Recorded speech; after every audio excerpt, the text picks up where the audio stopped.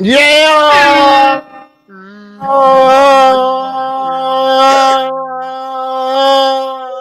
Yeah, baby, we back in this bitch. Hey, folks, what's going on?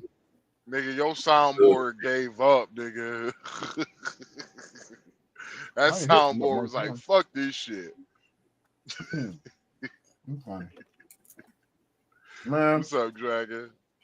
Doing good, bro. How about yourself, man? I'm doing great. I'm doing great. How you doing, Sean? I'm good, man. I can't wait for this weekend to come. Oh, what's happening this I'm- weekend? My high school, baby, is 6-1. 119th in the state of Georgia, second in the region. Hopefully, I can take my kid to this game on Friday, man. They got a home game. Reconnect with some of my high school friends. They seem to be the only ones that have a goddamn brain nowadays. Because them goddamn shiftless ass Negroes I went to damn HBCU with, them some bitches is brainwashed. Yeah, all right. Except for my inner circle. My inner circle has a brain. My inner circle, the people I keep close to me from my HBCU got a brain. The rest of them motherfuckers, fuck them. Fuck them. Yeah, it's like it's like the money they get. I'm like, wait 1 second. I had to test the motherfucker out one time because they was talking about all that, you know, they ain't getting that much money from us from taxes and all that shit. And so I was like, all right, cool. Can I borrow $100? I was like, let me borrow $100. They was like, no, you can't borrow $100.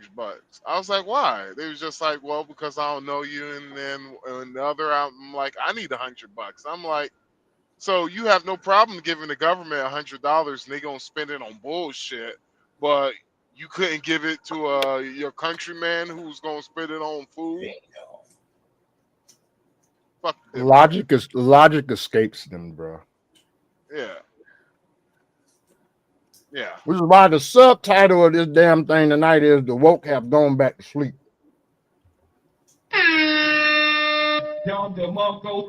But of course, Democrats only for themselves. Part two. So, real quick, have y'all seen what's been going on with the shutdown? Y'all seen that? Just in the crypto aspect of the shutdown and marketplace, that's the only thing I've been paying attention to. Yes, we know that, Dragon. I'll just ask You Mac. you asked. Man, I just zombies. Hey, zombies gonna come back to life. I'm gonna be like, hey, we gonna have, hey man, hey, we gotta make sure we gotta call, make sure we call Dragon, let him know, hey, zombies are alive, bro. I know, right? That Hey, much hey, y'all hey, must get. hey, I'm just saying, I'm the financial bro, so I gotta stick with this shit. Mm-hmm. hey, Sean, you know what the first thing Dragon gonna say when we tell them zombies are alive? He can be like, you know what? Let me back up Do my they know how to crypto in use this cold crypto? storage. He was like, let me back up my crypto in these cold storage wallets. goddamn Skippy. I'm putting my shit in the cold storage wallet. He He gonna ask them, like, do they need to learn about crypto? he gonna be like, I'm gonna back this shit in the cold storage wallet. So, hey, one of y'all gonna pick me up? Boy, he Real fine. quick, we Come on, back this Max. Hey, shit Max, real come down and pick fast. me up. Quick. All right, so let's go ahead and start this thing out, man. I'll tell you, man. Ever since I have um started back watching Fox, which happens probably about around. I started back watching Fox during the election. Jesse Waters be hitting on all cylinders, man. That motherfucker, that boy be killing their ass. So You really do. even when I even when I was like kind of like a Democrat, I used to watch Garfield because it's just the niggas fun. Yeah, the show is funny. And so, Mm-hmm. and he used to Mm-hmm. have dudes that I listened to like God damn, I haven't listened to him. Man, what was his name? Is Hotep. I don't know Hotep who that is. Jesus. I don't know who that is. Y'all know who Hotep Jesus is? No, man. Is he like Conscious Lee? Because Conscious Lee is he's a Yeah. fucking Democrat plant, bro. So he's Conscious is a basically Democrat man. he's kind of like I won't even call him a Republican. I won't even call him a Republican. Like it's like it's like he's a free thinking black man, basically. Free thinking Okay. black man. I basically how I'm gonna describe it. Nothing And wrong with that. so they used to I'm have happy to him see that. on there, and it was funny on national television. They He had was Hotel Jesus like, on national television. huh? They had Hotel Jesus on national television. Yeah, I mean on network, well, on Fox. They had him on Mm-hmm. Garfield one time. And on TV, this motherfucker literally said, he was like, yeah, clouds are racist. He was like, the other day I went outside, called me a nigga. No, they That's was making funny. fun of the woke. They was making fun of the wokies and shit. Of And so, course. damn, you should take listen to Hotep Jesus, man. You probably might like his ass. Oh, I will. I will. But let's check out what Jesse's talking about. Once again, folks, the Democrats are for themselves, and also something that you will find out's going on right now. It's going towards the Supreme Court that the Voting Rights Act that put in it, and it's only a section of it. So once again, folks, I'm calling it out. I'm predicting black folks are gonna goddamn crash out because they do not read. It is statistically backed that black folks, the majority of us, do not read. So because we do not read and we lazy as fuck for the most part, and just listen to shit and take all this goddamn lies, but don't want proof for the goddamn. We want proof for the damn truth, but don't want proof for the lie. So we'll sit there and listen to shit and just go with it. So you already know the Democrats and the legacy media that is left leaning is going to wrap this as they're taking away our Voting Rights Act, which is not what's happening. What they're doing is that they figured out that the Voting Rights Act, which at the time it needed to be, had redrawn districts so that there will be some black prominent districts. That's why you look at a state and that shit don't make no sense. You'll see like Louisiana, that shit goes all the way through the state, through the middle is black, and then you have like the red on the outside. If you look at Georgia was always gonna vote in Atlanta Democrat for the most part because black folks stupid as shit. And you're gonna see South Georgia, East Georgia, West Georgia in the rural areas are gonna vote mostly Republican. It's not gonna change anything when it comes to voters. It's just gonna change when it comes to representation in damn Congress, which you guys know, population determines how many congressmen, congresswomen you have, which is why you seen the Democrats when Joe Biden was in office letting in 20 million, probably was 25 million illegals in the damn country and gave them fucking shit that they gave us black folks back in the 70s, LBJ and all that shit with welfare system. They gave us black folks incentive to vote Democrat, which is what they were doing with illegals. They were basically replacing us for votes because for some reason, some of us black folks, 15% black men, 7% black women are not voting Democrat no more.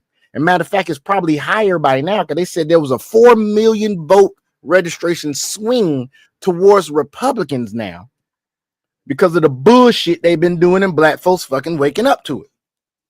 So they're going to redraw all the districts, and come to find out, since the Voting Rights Act,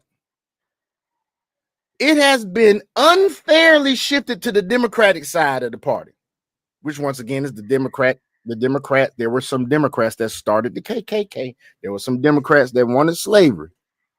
That's where KKK and slavery came from, Democratic Party. But we want to vote for them. So, Well, go ahead. If you don't mind me, have you? Damn it! Fuck! I forgot what I was about to say. God, fuck me. All right, man. I'll continue. Just think about what you were saying. So basically, folks, it's gonna be a Supreme Court ruling if this thing goes through, where they're gonna have to redraw all the fucking districts so it is fair. I remember now. So it is not racially biased, because having it racially biased is, in fact, racism. So there's Sean, racism in the Voting Rights Act. Have you seen some of the video footage that's been coming out of Memphis and Yeah, you want to out of look at it? Memphis? You want to look at it? I can find it. The Have you? black folks is happy as ha- hell down there. They happy as hell down there. We can look at it. Talking about, man, cheering outside playing. Oh I yeah, don't yeah, hear yeah. no gunfire. I'm trying to think. I Did I walked to the share that? store the other day. I'm about Did to walk to the store right now.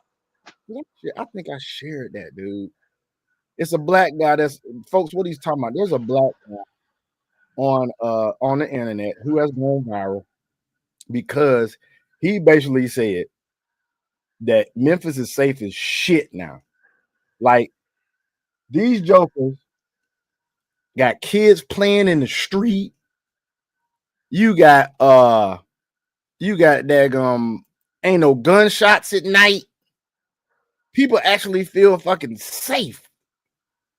Yes. Bruh, nigga, one of my truck driver buddies, he hit me up and he was just like, bruh, I ran out of time in Memphis. And I was like, shit, where you staying at? He was like, I'm at the Blue. He was like, I was like, what? He was like, yeah. And I was like, shit. I was like, be safe. He was like, bruh, I'm about to walk to the store, bruh. I'm like, yo, this is a white dude too. I was like, tell me how it goes. I was like, be safe. He called me back. He called me back. He was like, yeah, man. He was like, yo, it's safe over here. I was like, get the fuck out of here. I was like, dude, I don't even walk. I was like, dude, and I know exactly where he's at. I'm like, dog, I only walked to that store one time. Dude. One time. And the time I walked to the store, I was drunk than a motherfucker. And Dude. to all my truck driver buddies, they know exactly what I'm talking about because there's literally there's a gas station a block and a half away.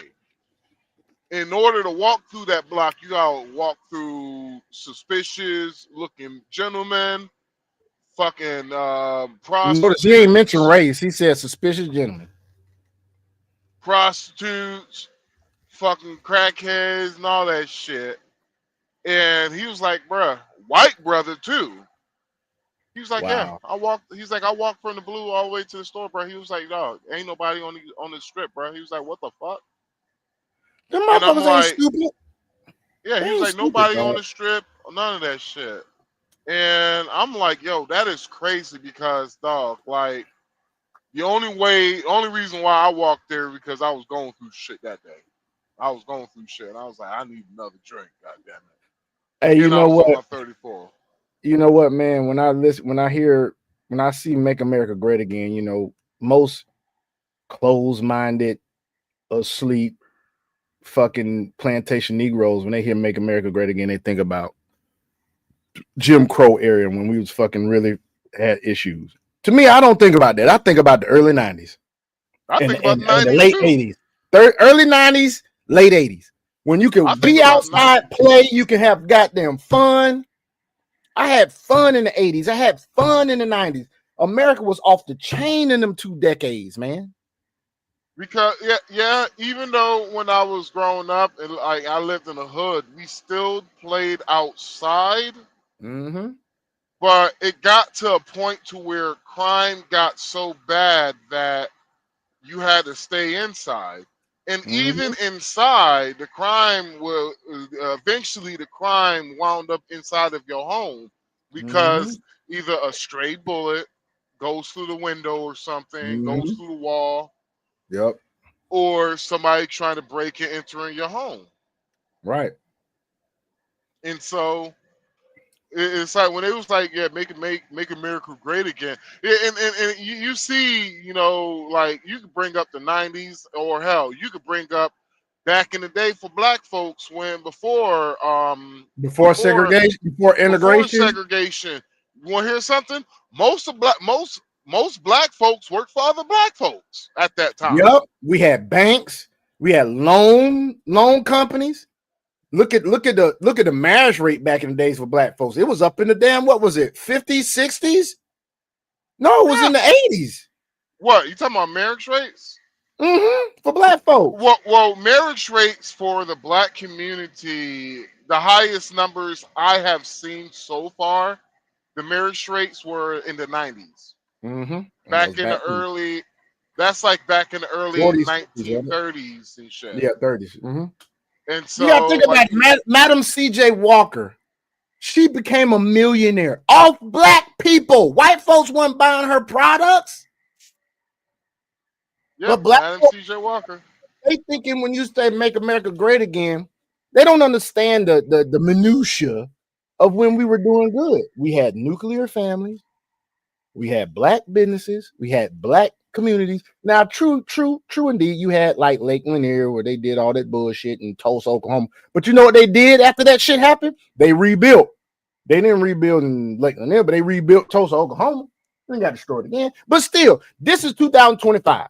Systemic racism does not motherfucking exist. We had a black president. We got 600 black mayors. We got 20% of the top 20 populated cities in this country have black mayors. We got 60 goddamn black representatives in Congress, which is an overrepresentation of our population because we only 13% population of this country. We outnumber Latino congressmen, and Latinos outnumber us. But it's systemic racism. Get the fuck out of here. Get out of here. Get out of here, man. It's like, I'm sorry, black folks. At what point do we stop falling for the fake racism, the fake victimhood shit? When they stop listening to fucking Democrats, because Like, Democrats are for themselves.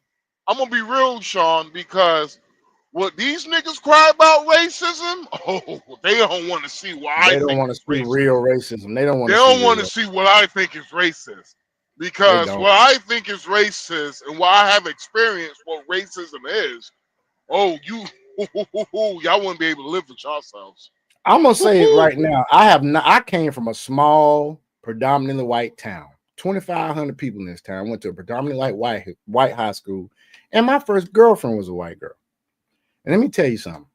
I have not considered. I have not experienced racism the way these motherfuckers say they've experienced racism. I ain't even experienced it at the little bit that they say they have, which is very, very minute, because it ain't really racism. It's somebody expressing their fucking opinion, and you don't like it. Somebody who just might be fucking ignorant. Exactly. Are we a racist country? Hell no. Do we have racists still that live in this country? Hell yes. But we are not a racist country. People need to stop that bullshit. No more. We ain't a racist country no more. No more. No more. You right? No more. So we damn sure was at the beginning. Like they show at that beginning. Hey, you know what? We went from being, we's free men. No, you're not. Get back to work, boy. Go out there, go out there and sharecrop, bitch. My damn great grandma was a sharecropper. We went to we's free. If you as long as you don't say nothing about the black Democrats, as long as you don't say nothing about the Democrats, you can be free all you want. Well, if you say something, we're gonna treat you like Stephen A. Smith. We're gonna take y'all niggas back to the woodshed. Now that's some bullshit right there. I cannot believe what motherfuckers like D.L. Hughley and goddamn what's his face from the Ghetto Boys, goddamn Willie D. stupid ass think he can talk. That motherfucker, that nigga need a damn. He need a Ebonics translator, my nigga. No, that nigga need a thesaurus. Because a fourth. He needs a thesaurus. That because I'm Willie D. Now I'm gonna tell y'all one thing about these Uncle Tom sellouts. Angerman was talking about it too. Angerman said, "Watch Stephen A. Smith apologize to Jasmine Crockett." I hope he don't.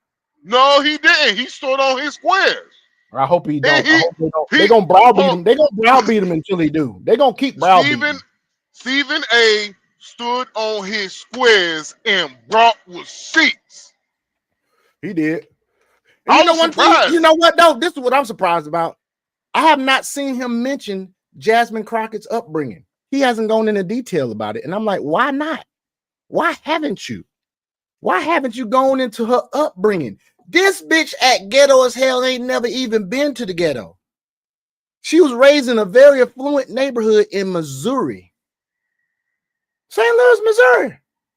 I thought I thought it was Texas. She's from Texas. No, she was raised in Missouri. She moved to Texas. She went to a high school that charges $25,000 in tuition per year, nigga. Hold on. Wait. No. She's from Texas, right? No, Now listen to she was this. raised in Missouri, dude. She was raised in Missouri. You want me to look it up? Want me to bring it up? I'll bring up all her shit. You gotta show me receipts, nigga. I'll show you the receipt right now. Fuck that shit. I'll show you the receipt.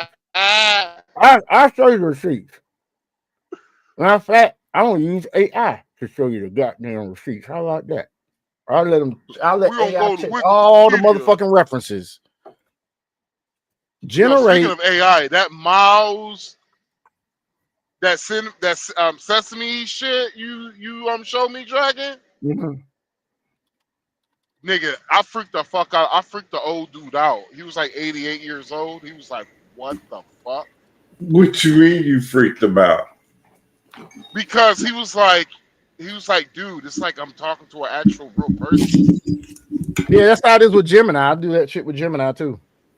No, that Sesame shit is on some other shit, dude. Yeah, I've had some nice in-depth conversation with that thing. I've broken, dude.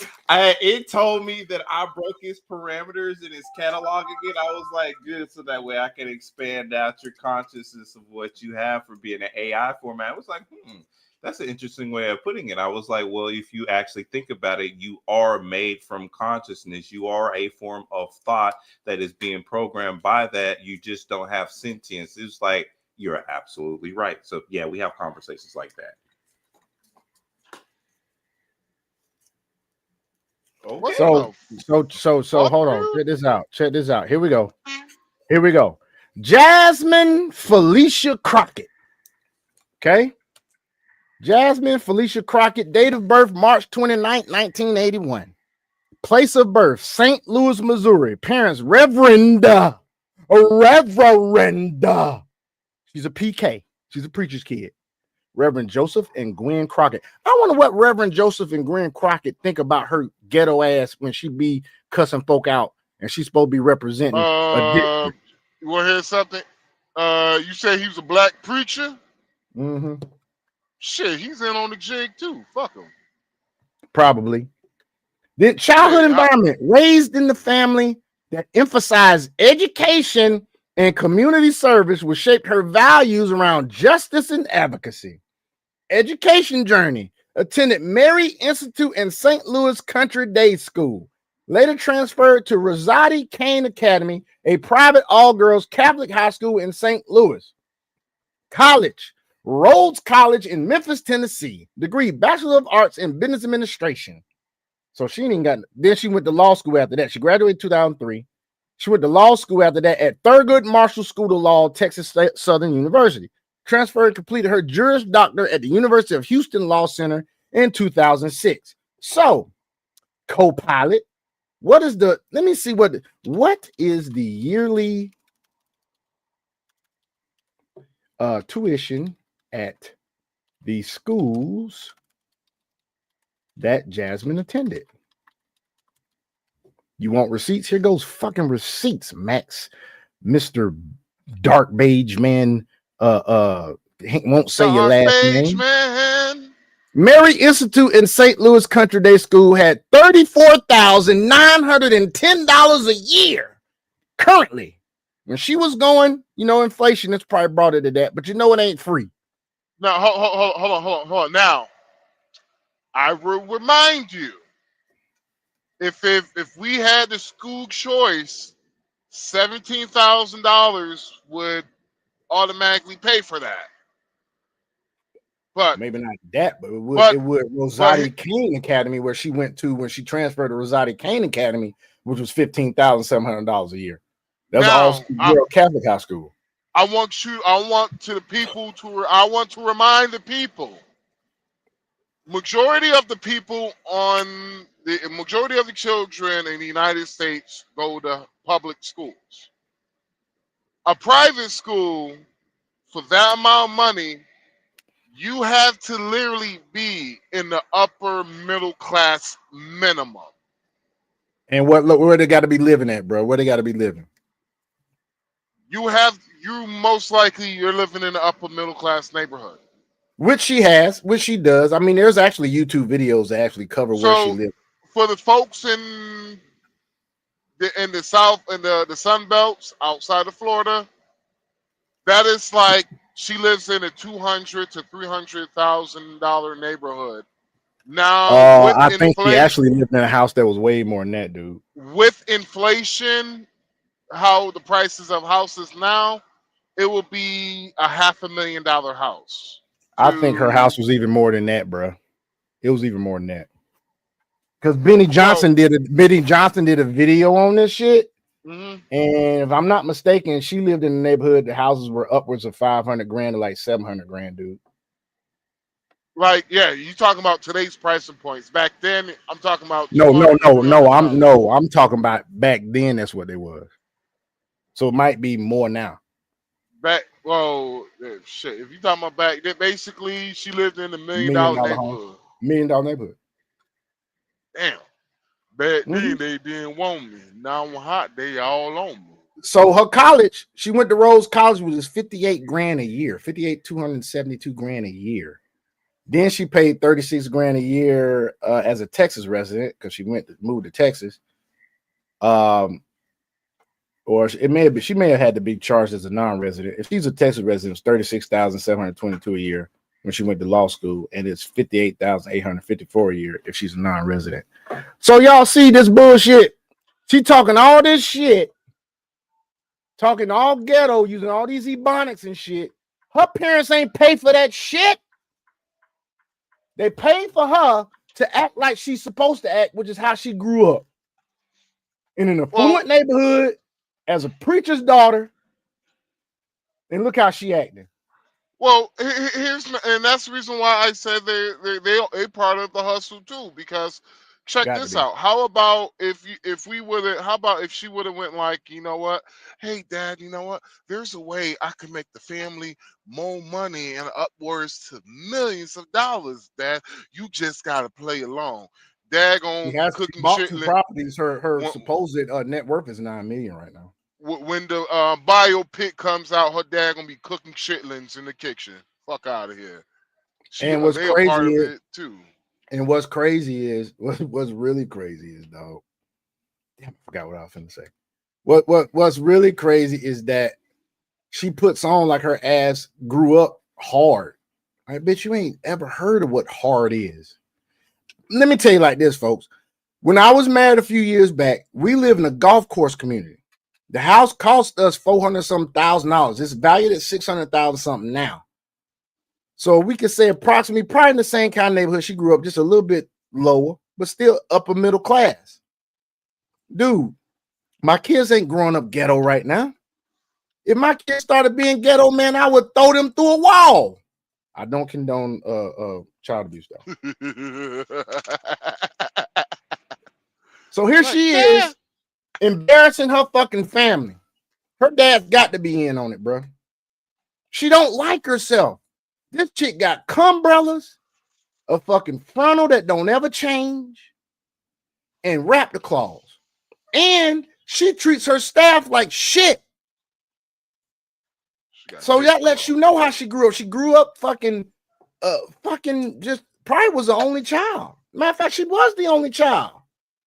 Spoiled as fuck. That's why I don't like only childs, man. I don't like only children. They get on my fucking nerves. It's called the only child syndrome. Fuck you too. You don't have it, Dragon. I'm just saying how you said it like that. I'm like, well, damn. Let me take my bad. My bad. I don't like some of you only children. Dragon like more. Let me take my ass. My bad. You have every right. You have every right to be offended, Dragon. I apologize. See, that's called accountability, people. See how I was accountable for what I said, and I Greg apologize like to the shit. man. Fuck it, nigga. I've been kicked out of nicest places anyway, nigga.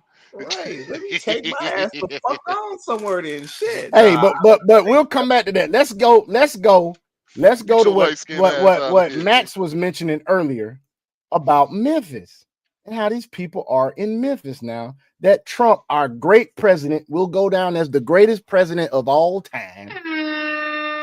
And if you did not know, because you're probably looking at CNN and MSNBC, he has brought the hostages home. And he said phase 2 is about to start now because the motherfucker Hamas will not let go of the dead bodies that they have. He said phase 2 starts now. I don't know what the hell he's finna do. Hold on. What? They haven't returned the hostages? They haven't returned the dead ones. They returned the live ones. They did not return the dead ones. I bet you he want the bodies back to the families so they can bury them properly. They probably don't have no bodies. You think they burn them, cut them up or something? Yeah, they probably They better hope for their sake they didn't. They better hope for their sake they didn't. Yeah, Trump, he would be like, "Oh, you don't got no bodies? Okay. Oh, hey. SEAL Team 6, Marines, Army Rangers. Fuck that. Hey, Trump gonna be like, "What's the biggest bomb we could drop on all these motherfuckers without?" Problem is, man, you can't drop a bomb because Hamas is a fucking terrorist group. They are not the Palestinians. You can't really drop a bomb. We're gonna tell you got to go and hunt the bitches evacuate. down. We're gonna tell the Palestinians it's time to evacuate. We'll rebuild your country. We about to redecorate this bitch. We about to redecorate the whole West Bank. Because they probably in the West Bank. No, they in Gaza. Did you know that they're executing? Look, this is what's stupid about the left.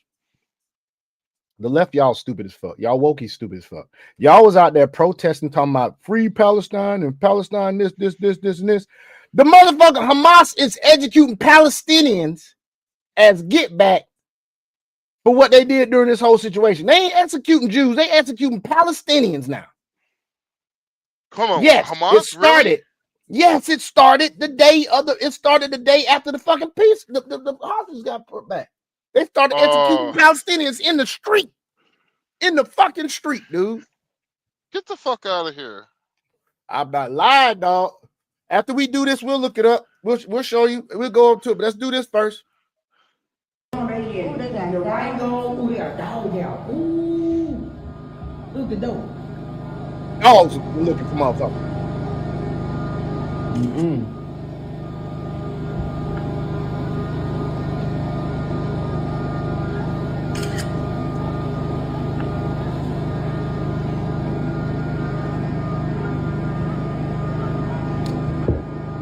They is not playing with these motherfuckers.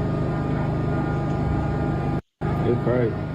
Law and order president, baby. When they first came, so if something was going on, he ain't open that door. Because they finna bust it in. They just opened that. They've been over there when he could have been opening that door. Open that door. That door. I love the Memphis accent, dude. It's something about the Memphis accent. The Memphis accent is people say they like when women talking that New Orleans accent. Fuck that. That Memphis accent, bro. Oh my God. Love it. I'm more of a I ain't gonna lie, bro. I think it's true time. I'm more Mississippi of a Southern too. Belle. Mississippi Southern too, bro. Belle, like that. Not Mississippi Cute, or Alabama. Countries. Oh, that's Mississippi. That's Mississippi. Ooh. All day. Nah, that's Mississippi and Alabama. About? You're a city slicker. And South Georgia. South Georgia women. South Georgia women, Memphis, Alabama, and Mississippi. I hate Tennessee. Hey, to all my Tennesseans, no offense, but I hate y'all country Tennessean women, bro. Y'all make shit sound dirty. Like not Nashville. Pull up your britches. I'm like, my britches. What the fuck is that? Not Nashville. I love that Nashville, Memphis. I'm talking about my favorite is Mississippi. That's my favorite. I'm talking about goddamn Mountain Hick, fucking. You from my Appalachia Mountain. Yeah, the Appalachian shit is crazy. The Appalachian shit is crazy. We'll do that one day. We'll do that one day. We'll look at the Southern accent. They got videos on that shit. Hey, I'd be like, bitch, you thought you were trying to sound sexy, huh? What you stupid? I was against pretty much everything that was coming towards Memphis. I was Shut your against the moist National ass Guard, up, all nigga. these different police units, all this military, all this shit. I was against all this shit coming to the end, right? Oh no, he changed his mind. He changed his mind. I hate these damn turban wearing ass motherfuckers. What? Especially when I was the one learning shit about me. I don't like them turban that, like, why black folk wearing turbans? Black folks they talk all the time about people culture appropriating us and taking some of our shit. Black folk would take other folks' shit too. When black folk wear turbans, nigga. Because some of them are associated with Islam, bro. Well, still. Durka. I don't like that shit. That's my personal opinion. I don't like that shit. Memphis and how the crime has been down 25%. Hey, be careful, it has like hella years. Careful, Sean. Like your racism showing. I ain't racist. I'm black. Remember, I can't be racist. Been doing good. We just had the. That's the bullshit they tell you on the Democrats. Tell you, you black, you can't be racist. Hey, hold on. I had somebody. I kid you not. I had somebody who fucking their reach was so strong. I was like, all right. They told me, no, brothers like you are racist because the genes that you thought it was your dad's. No, you have the racist gene. So you had the racist. I was like, get the fuck out of here. These niggas will try to stretch anything. Yes, I had somebody told me I was the racist sperm. Yeah, man. Can't make this shit up. Peaceful summer in a long little time. Just for these folks to still come with this shit. I was against this shit, bro. And then I seen the numbers after the first week of rounding up niggas. These folks done got... Exactly. Rounding up niggas. Not black folk, niggas. I'm racist against niggas. I can't stand niggers. I got some of my homeboys that's niggas, but I hate niggers. Plain and simple. 16 murderers. YouTube, he is black. He's black, YouTube, so black. We can say it. Hey, I'm up. I'm cammed up. Zoom in on that nigga. Zoom in on yourself, bro. Black people. I know there's a lot of Memphis folks talking about all the niggas gone now. I'm Afro-Latino. You know, all the good, hard-working people. That don't help our case, nigga, with YouTube. Hey, I have African blood. I am of the Mende tribe on my mom's side, and I am of the Kota, Sogo, and TK tribe of Gabon on my dad's side. You two don't give a shit about that. They're gonna be like, you dark or not, boy.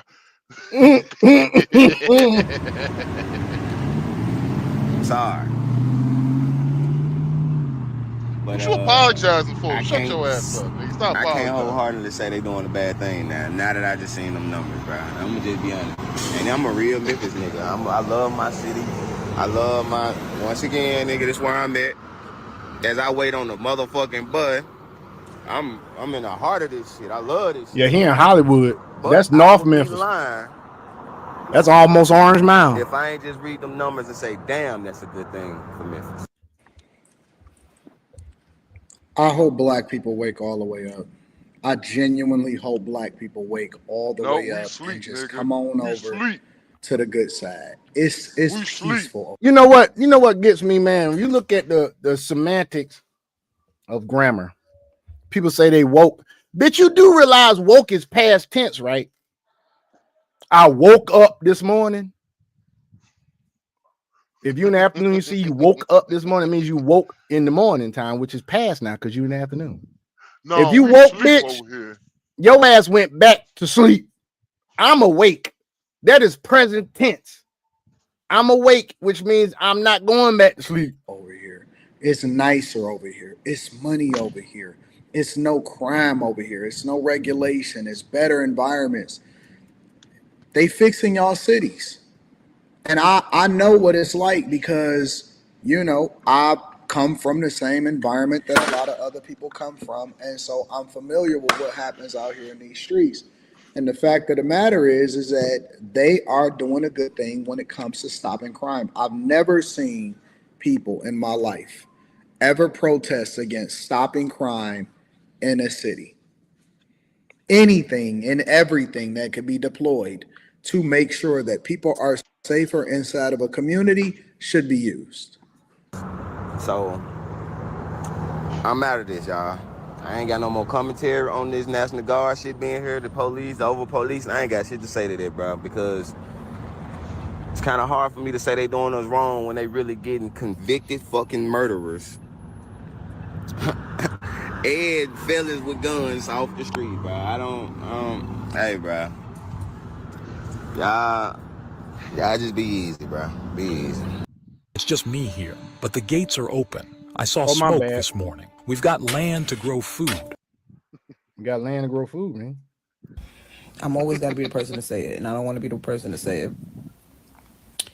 But Donald Trump has been president for 9 months. 9 months!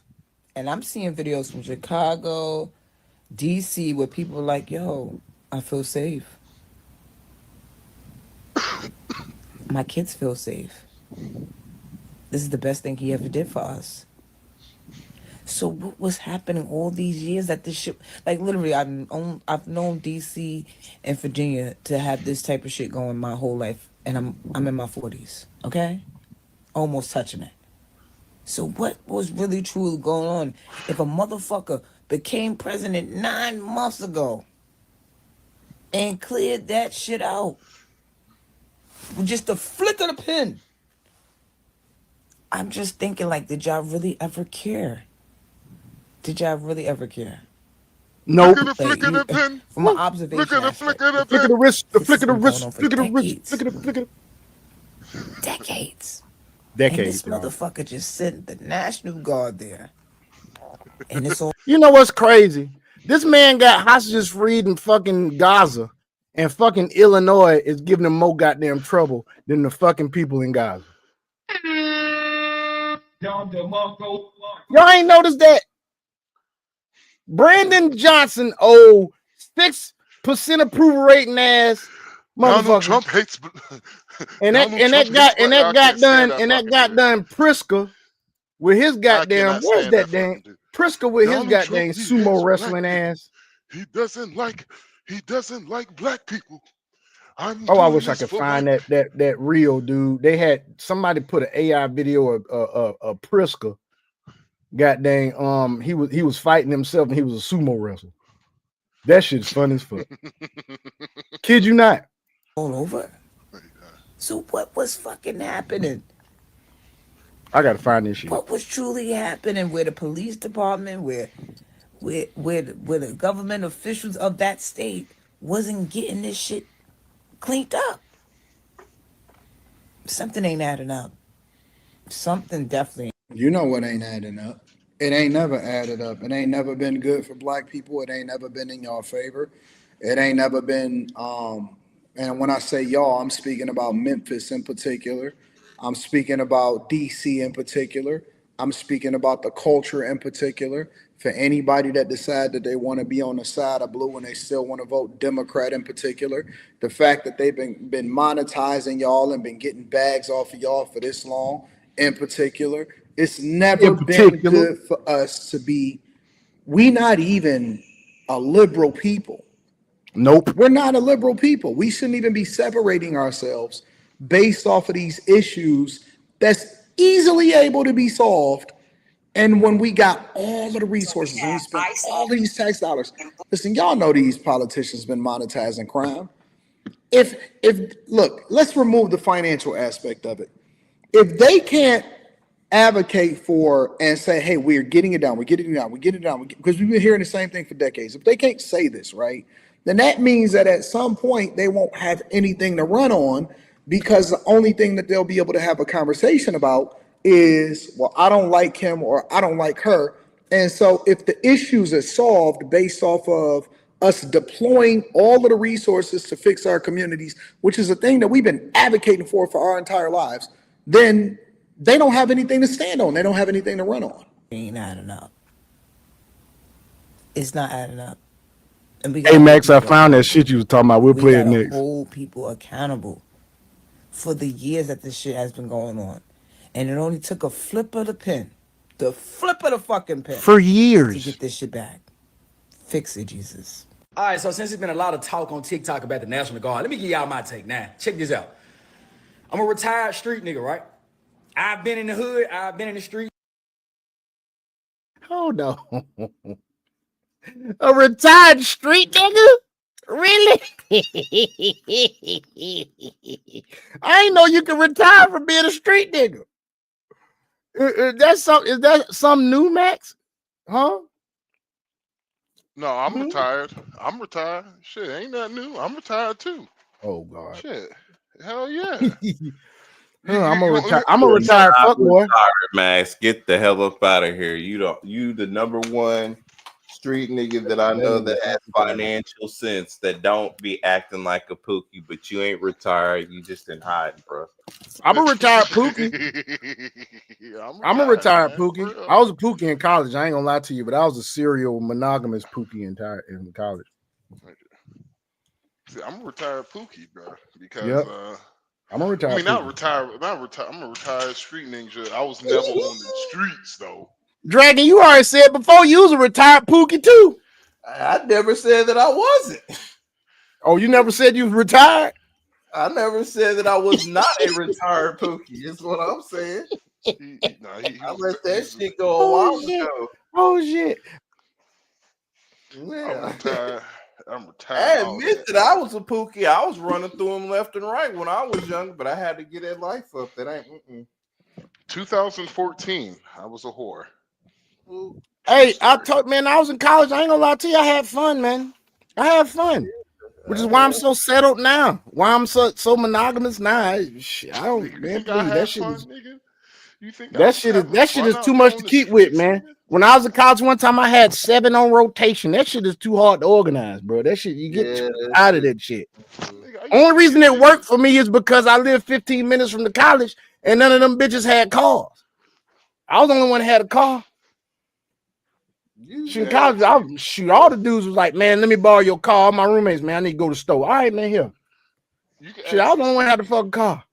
You can ask the For the most part. I used to deal with. I had chicks that ain't had no cars, bro. You hear me? There is a Delta right now who has a line name because she was messing with me while she was online. They call her, and I'm a Sigma. So, Deltas, they DST, they Crimson and Cream. But her line name is Smurfette. If y'all know anything about cartoons, Smurfs are blue, and Sigma's color is blue, so they named her Smurfette. So for the rest of her life, she's reminded that she was messing me while she was online. Anyway, back to tape. So, you know what I'm saying? I understand that this where y'all think they should be, right? And y'all think that this shit only affects the criminals. Y'all think like, you know what I'm saying? If you ain't doing no criminal activity in the city not that bad. Stop fucking lying, fool, to y'all selves. Now, I'm a suburban guy. I stay in the suburbs now. You know what I'm saying? I'm in whatever you would deem as the suburbs. Yeah, I'm suburban too. Right? I'm gonna tell you, bitch ass nigga, where I stay, but that's why I stay, right? So I went to the Kroger. That nigga where I stay, boy. Young niggas act like they want to do something to me. I had gave one young nigga $10, you know what I'm saying, for some candy. Mind you, these niggas is grown, look like they perked out over age. Man, I just give them a little 5, 10, just get out my face. Gave one young nigga 10, he went and got his other partner. They like, bro, can you give us some too? I'm like, I just gave him, y'all split the money. I ain't gonna lie, big bro. Like, shit, man, we really could use an extra 10. What? They're waiting for your ass to pull your money out so they can rob your ass. 4 of them. They try to like slick surround my car, fool. They tried to surround my car, bro.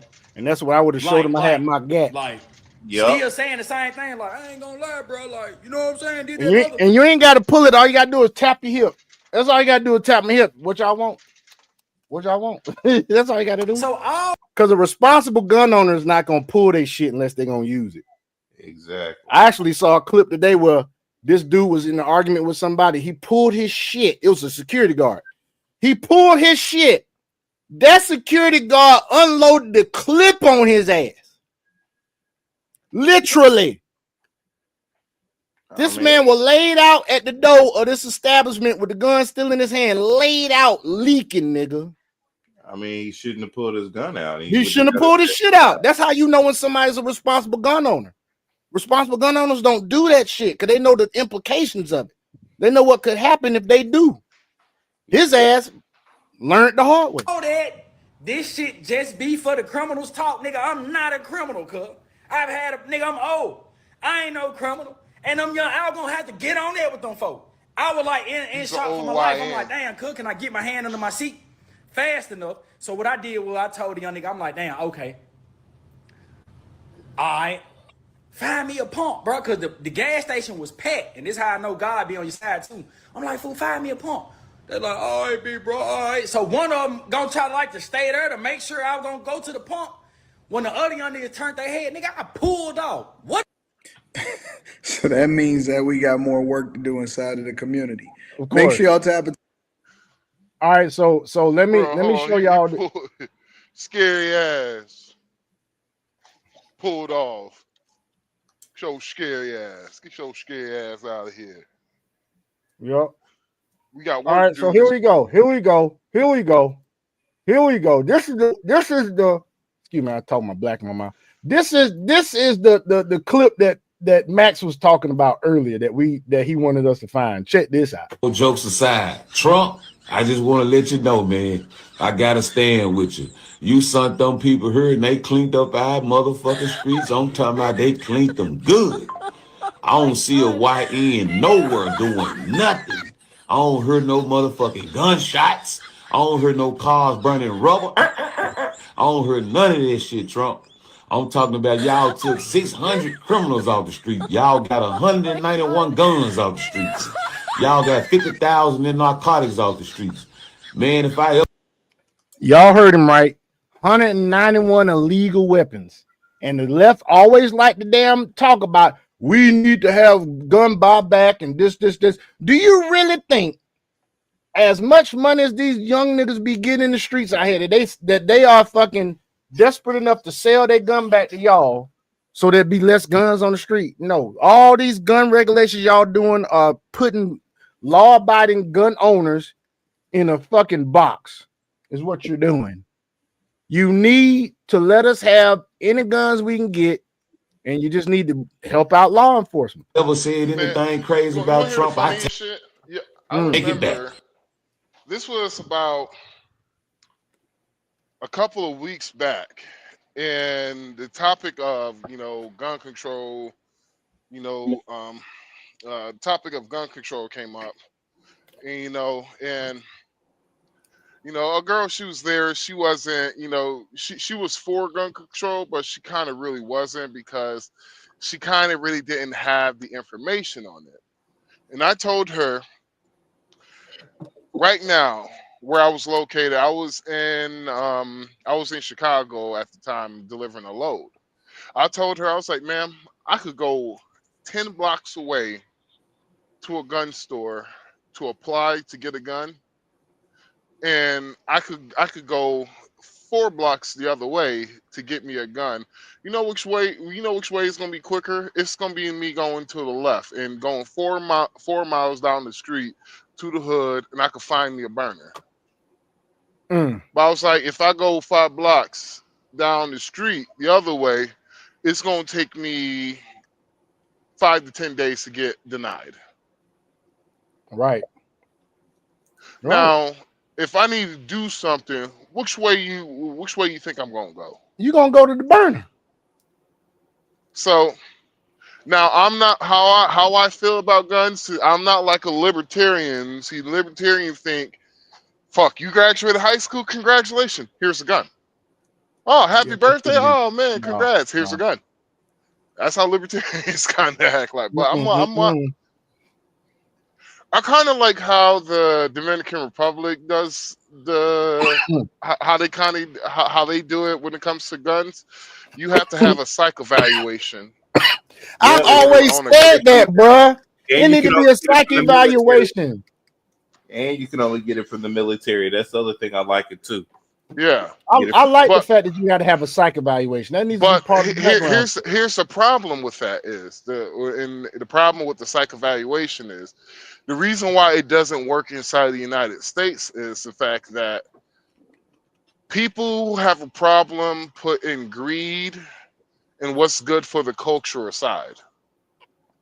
Because we're a capitalistic society. The greed is going to And always be there. so if we give the psychiatrist the power and all that, what happens to somebody who they don't like or who has a political difference than they do? Do you think they're going to get a gun? No. Well, Hell no. they're going to have to put like a, you know how in the government how we have checks and balances. It just have to be a check and balance on that shit. You had a psychologist do the psych eval, and that's all they do. All you do is do psych eval.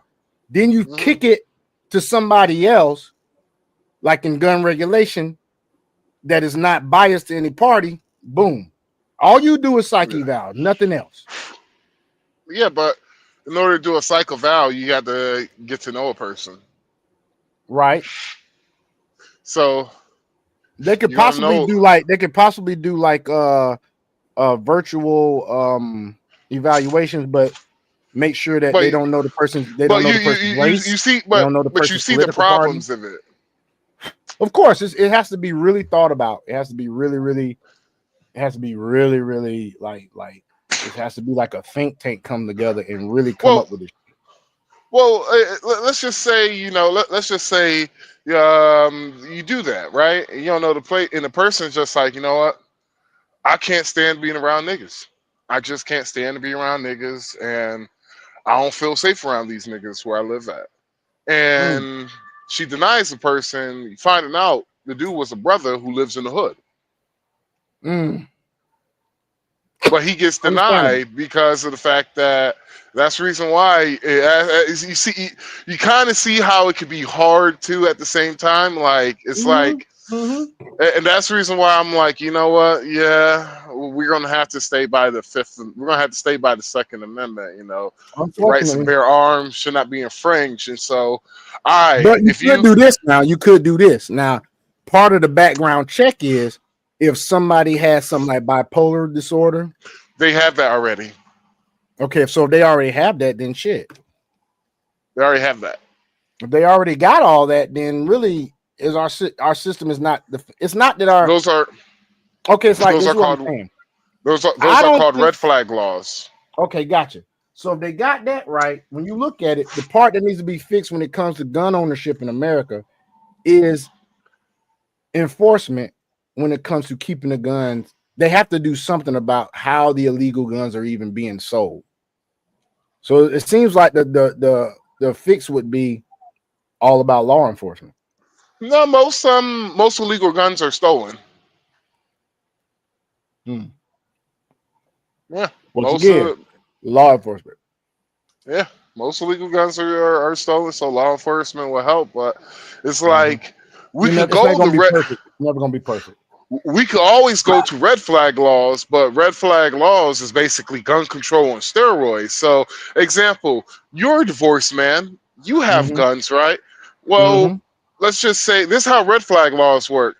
Your ex-wife could report you to the police, like, I don't feel safe that my ex-husband owned guns. He's a little bit unstable and all that shit. The police can come to your home, confiscate your guns until a evaluation happens. That is red flag laws. That's crazy. And so, yeah. Remember the time I told you she took one of my shit. Oh, shit. Remember the time I told y'all that my ex-wife held my gun hostage for me to sign a gun agreement so I could get it back.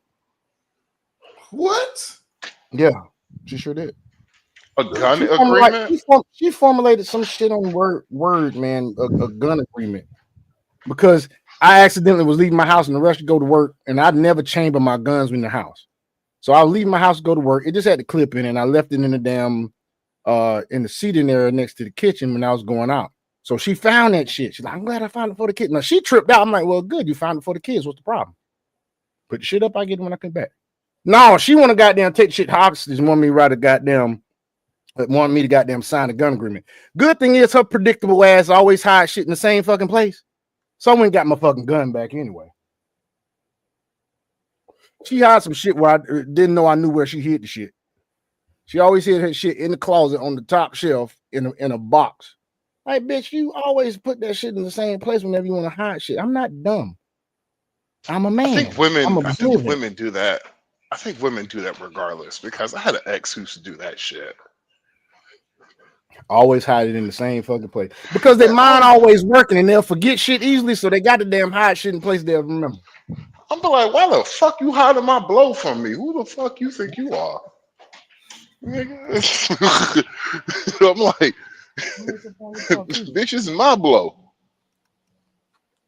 Let's get back to this shit. We got a lot to talk about tonight. But one thing I can say, I don't know what the hell MPD been around here doing. For y'all to come here and make 600 arrests, goddamn, Memphis, y'all really looking bad. That 600 that we hired out of Nashville, hey, y'all need to get her walking papers. Paul Young get his ass them walking papers too. Sheriff Bunham get his ass them walking papers too. All of them got to go. This is a motherfucking Rico sweep. No, all fuck jokes that. aside, Hey, Trump, I just want to let you know, Sean, man. I got. Sean, well, hey, if there was any smart, if they had any smarts to them, I'll fucking whoever was in charge, head person in charge of the operation, I'll be like, shit, you want a job? We looking for a new chief of police. You look like you might be the one for it. You know what I'm saying? like on some real shit. I'm like, shit. You you want a job? Because hey, I'm gonna say it like this, man. I think police I think they missing the mark when it comes to some of these neighborhoods. You got some law-abiding black folks that they would be willing to fucking be a policeman. Offering here's I mean, really, what do you need to be a policeman? You got to have a fucking a GED or a fucking high school diploma. And you got to kind of have you can't have a suspicious background, and you got to also have good credit. Right. Well, not that good credit, because I've had plenty of jobs and I ain't had that good credit, still got the job. Good credit for a cop, for a police officer, you can't like 600s. No, you cannot be. Got 750. You cannot be in debt in order to become a police officer. You cannot be in severe debt. Oh, severe debt. But see, sometimes severe debt does not reflect on your credit as much as they do a deep. They do a. I'm trying to tell you, they do a deep dive into your. Basically, the reason why they do it like that is, if you have debt, you're more likely going to become a corrupt police officer. Mm. That's the reason why they do it like that. Shit still happens, doesn't it? You said what? Yet and still, shit still happens, doesn't it? Look at Fannie Willis and her boyfriend. See, those are prosecutors. That is different than becoming police. But her boyfriend used to be a police officer, right? He was the detective. He was a special what do you got to be before you're a detective? What, police officer? Yeah, exactly. So I said he's not in debt anyway. But he's not in debt. He hasn't done anything. He has not done anything. He has not done anything corrupt until now. No, he still hasn't done anything corrupt. He hasn't done anything corrupt. Unethical. Well, see, here's the thing, though. See, all right, you got to look at it like this: when he is considered to be the victim in this matter, because he's the insubordinate. She's a subordinate. I feel what you're saying, but I'm going deeper than that, bro. You don't think he thought there was gonna be a goddamn what you call it, conflict of interest fucking with her? Huh? They both in law enforcement? Yeah. He has thought of, well, there's no conflict of interest if there's paperwork filed. Like, example, when it comes to shit like that, there should have been a HR documentation be done. All right, let me ask you like this then, Max. Yeah. If you was a special investigator and Fonnie Willis was your fucking prosecutor, would you be fucking around with him? If I was a special investigator and if I was, no, I wouldn't because Why is that? I don't shit where I sleep. Because what? It's called being unethical, right? No, it's not really called it. You don't think all that's right, unethical? it's like this. It's like this. All right. Do they work for the same person? Do they work for the same entity? I'm trying to get you to understand. So let's say I like totally this. understand. So me and I'm Nathan Wade. I'm Nathan Hot Dog Wade. All right, and Fannie Willis was just like basically, yo, you kind of cute. I'm trying to, deal with you, yada yada yada. So we go out for a couple of drinks, right? Then it's starting to become serious. Then we have to start doing paperwork because we are prosecutors and we work for the government. So we need to go to HR and file out some paperwork, and everything's cool after that. And everything would be good, even if Donald Trump, Fannie is sleeping with Nathan Wade. Like, yeah, the government knows that. Here's the paperwork, right? And so it doesn't look like anything is super suspicious. You feel me? Even with the amount of money he was given, that would have looked major. That would have looked suspicious as a motherfucker, because they work together and you paying this motherfucker the highest amount of this motherfucker's making more money than a governor right now, right? Now, because they didn't have paperwork on it and he's getting a high salary and cash was exchanged and involved, it kind of looked like you gave your boyfriend a job and you're getting kickbacks from his job. Do you understand what I'm saying, Sean? Hey, I got you, man. We agree to disagree. Let's go to this Jesse Waters thing, man. Well, I'm just trying to see where do we disagree at? That's what I'm trying to figure out. My whole point was it's unethical regardless. You said you don't shit where you eat. To me, that's unethical regardless. There's a conflict of interest because she's working on the same case with her and he's fucking her at the same time. Now, unethical would be that he is giving her cash. That is unethical. That would be unethical. But him fucking his boss is unethical for her, but not for him. It's a double standard on that one. Because you gotta remember, she's just supporting it. Well, what happened? We come out. Nathan was just like, "Well, if I didn't have sex with her, she said she was going to fire me and blackball me from the blackball me from government, from ever being a special prosecutor." Like you said, now, bro. now we just spend it. Now we just spend all of this energy, kind of shaming the victim. Victim or not, bro. Like I said, we had to agree to disagree. Victim or not, bro. I mean, I understand what you're talking about with the debt and everything. You said that they'd be more liable to be corrupt. He wasn't in no fucking debt. His ass still ended up being corrupt. No, that's not. See, you thinking that being unethical and corrupt is two different things. Ethical, like, fuck. This is a long. Well, see. Yeah, it's hard to explain how something unethical ain't corrupt, or how something corrupt ain't unethical. That is very hard. Being corrupt would be like, example. It's kind of like what he did.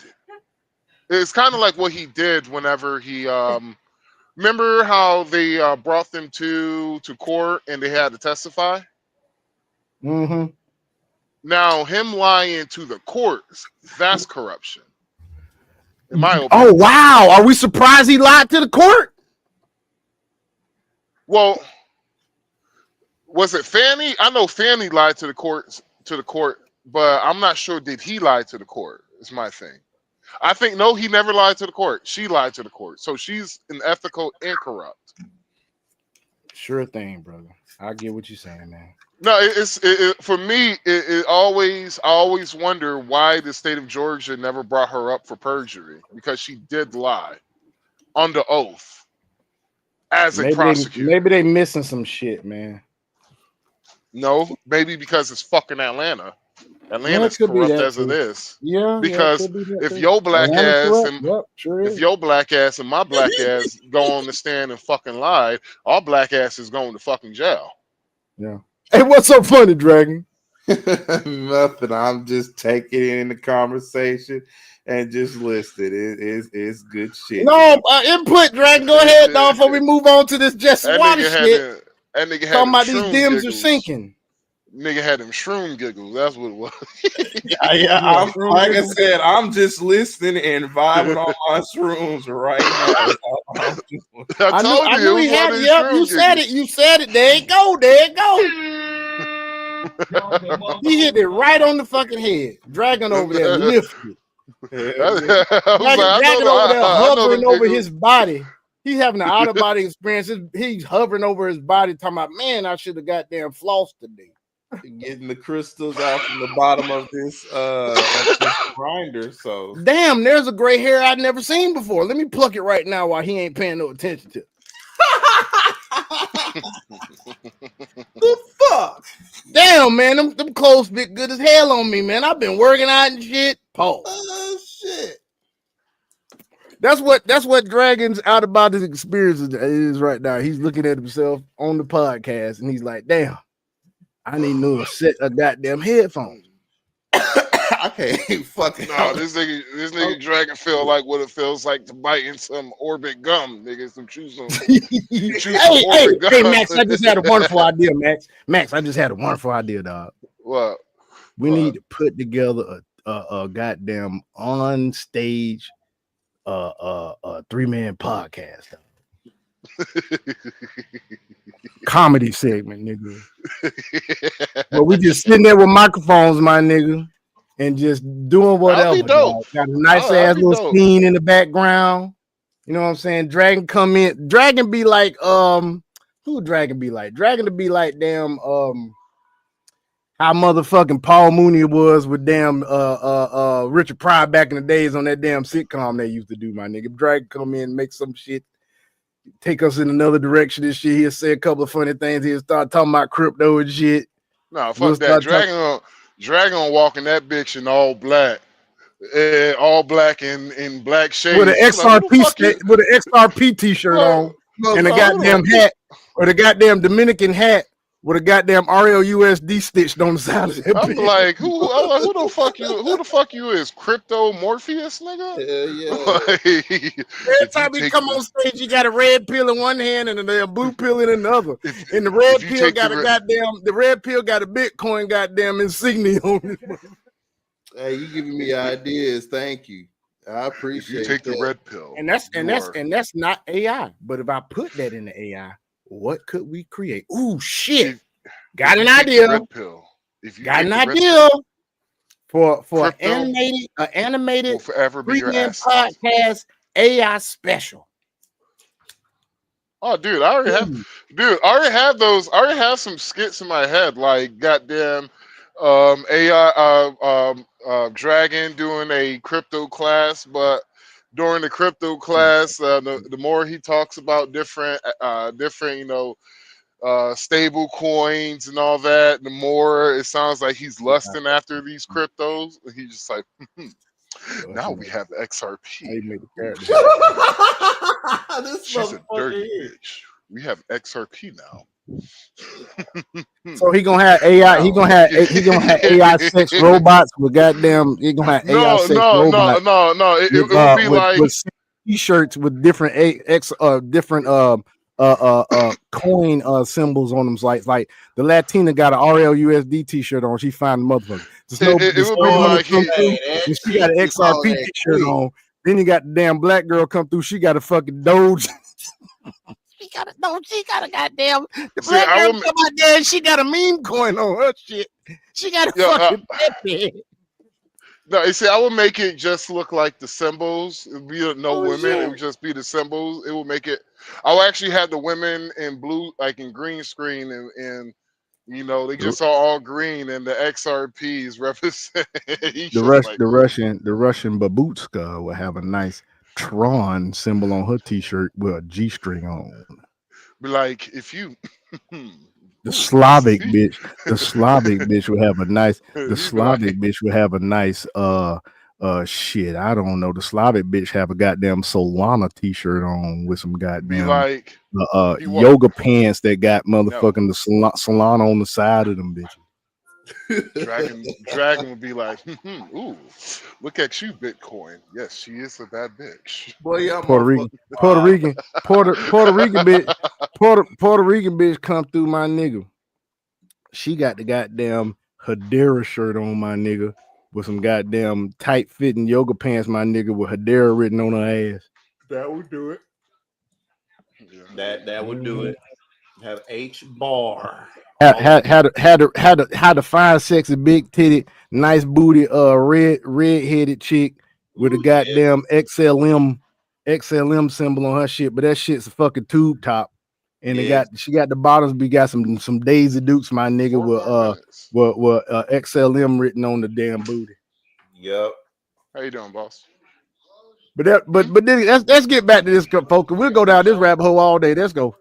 The best way to blow off steam after a long week, throw a party. Tonight, Trump's hosting a rager at the White House ballroom, not the big, beautiful ballroom that's still on the side burner. Trump's been in renovation mode. But look at this ballroom, folks. That's the fucking White House. I've been in goddamn hotel fucking pavilions that was bigger than that. No wonder he want to redo the fucking ballroom.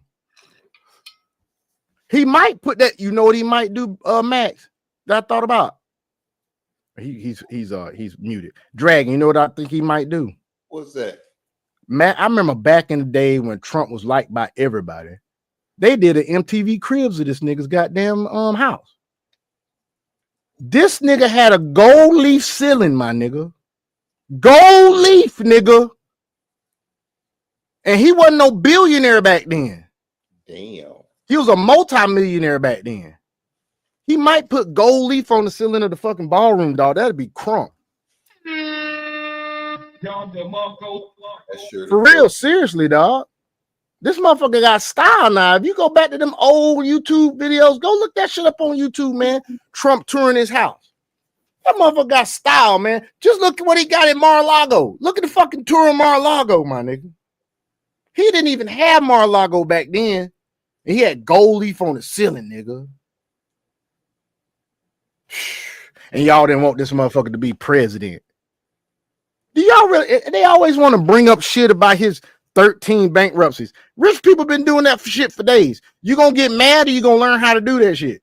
I mean, they must not understand how bankruptcy works, or else they would be bitching and complaining behind it. You get rid of all your debt. You eat 13, you set up a payment plan. Yep. 7, it totally erases all of it, but you can't make but a certain amount of money to get 7. And here's the other kicker. You can't even file a 7 bankruptcy if you make so much money. You know how I know?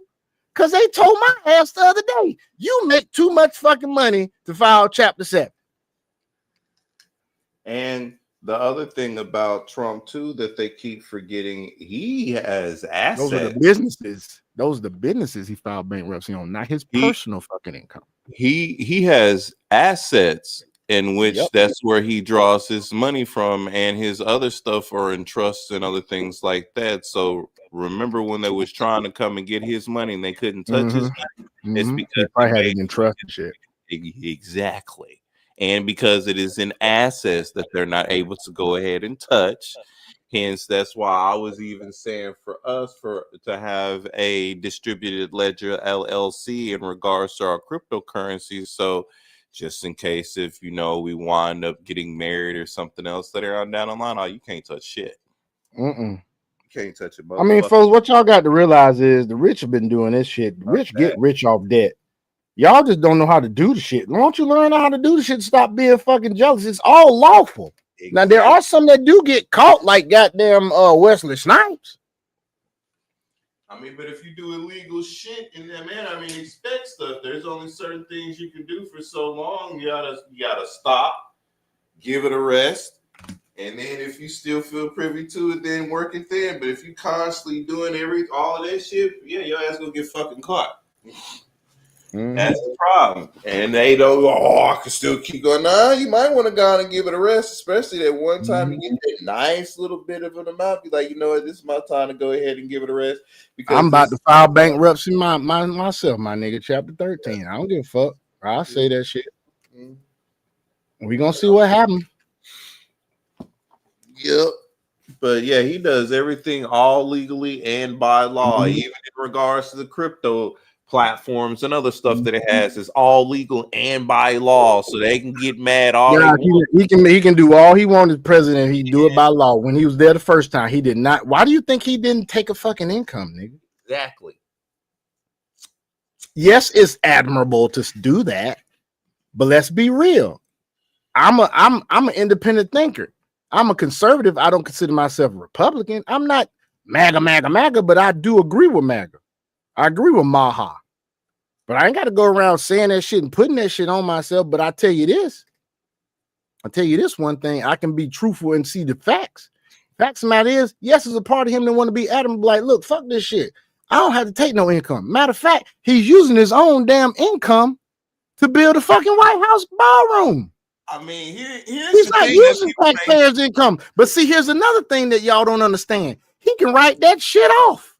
It's not even that, bro. They're not looking at it from a bigger picture. You want to know the real reason why he ain't taking no pay? Because there's pennies on a dollar from what the fuck that he's making with the DeFi protocols and the other networkings that he's been doing with not only Saudi Arabia, Crypto.com, and a couple of other things as well, too. Then he's bringing in regulations and other shit like that. That motherfucker don't need them damn pennies being a fucking president. In other words, it's like this, folks. If I'm making plenty of money on my own and I happen to take a position like alderman and that shit is pennies is compared to what I already make, I can be like, fuck it, I don't have to take the salary. He has his own media outlet, man. Come on, y'all. Y'all motherfuckers are thinking so small on a scale. Look at the multiple avenues that this man has created for finances, all within a legal sense.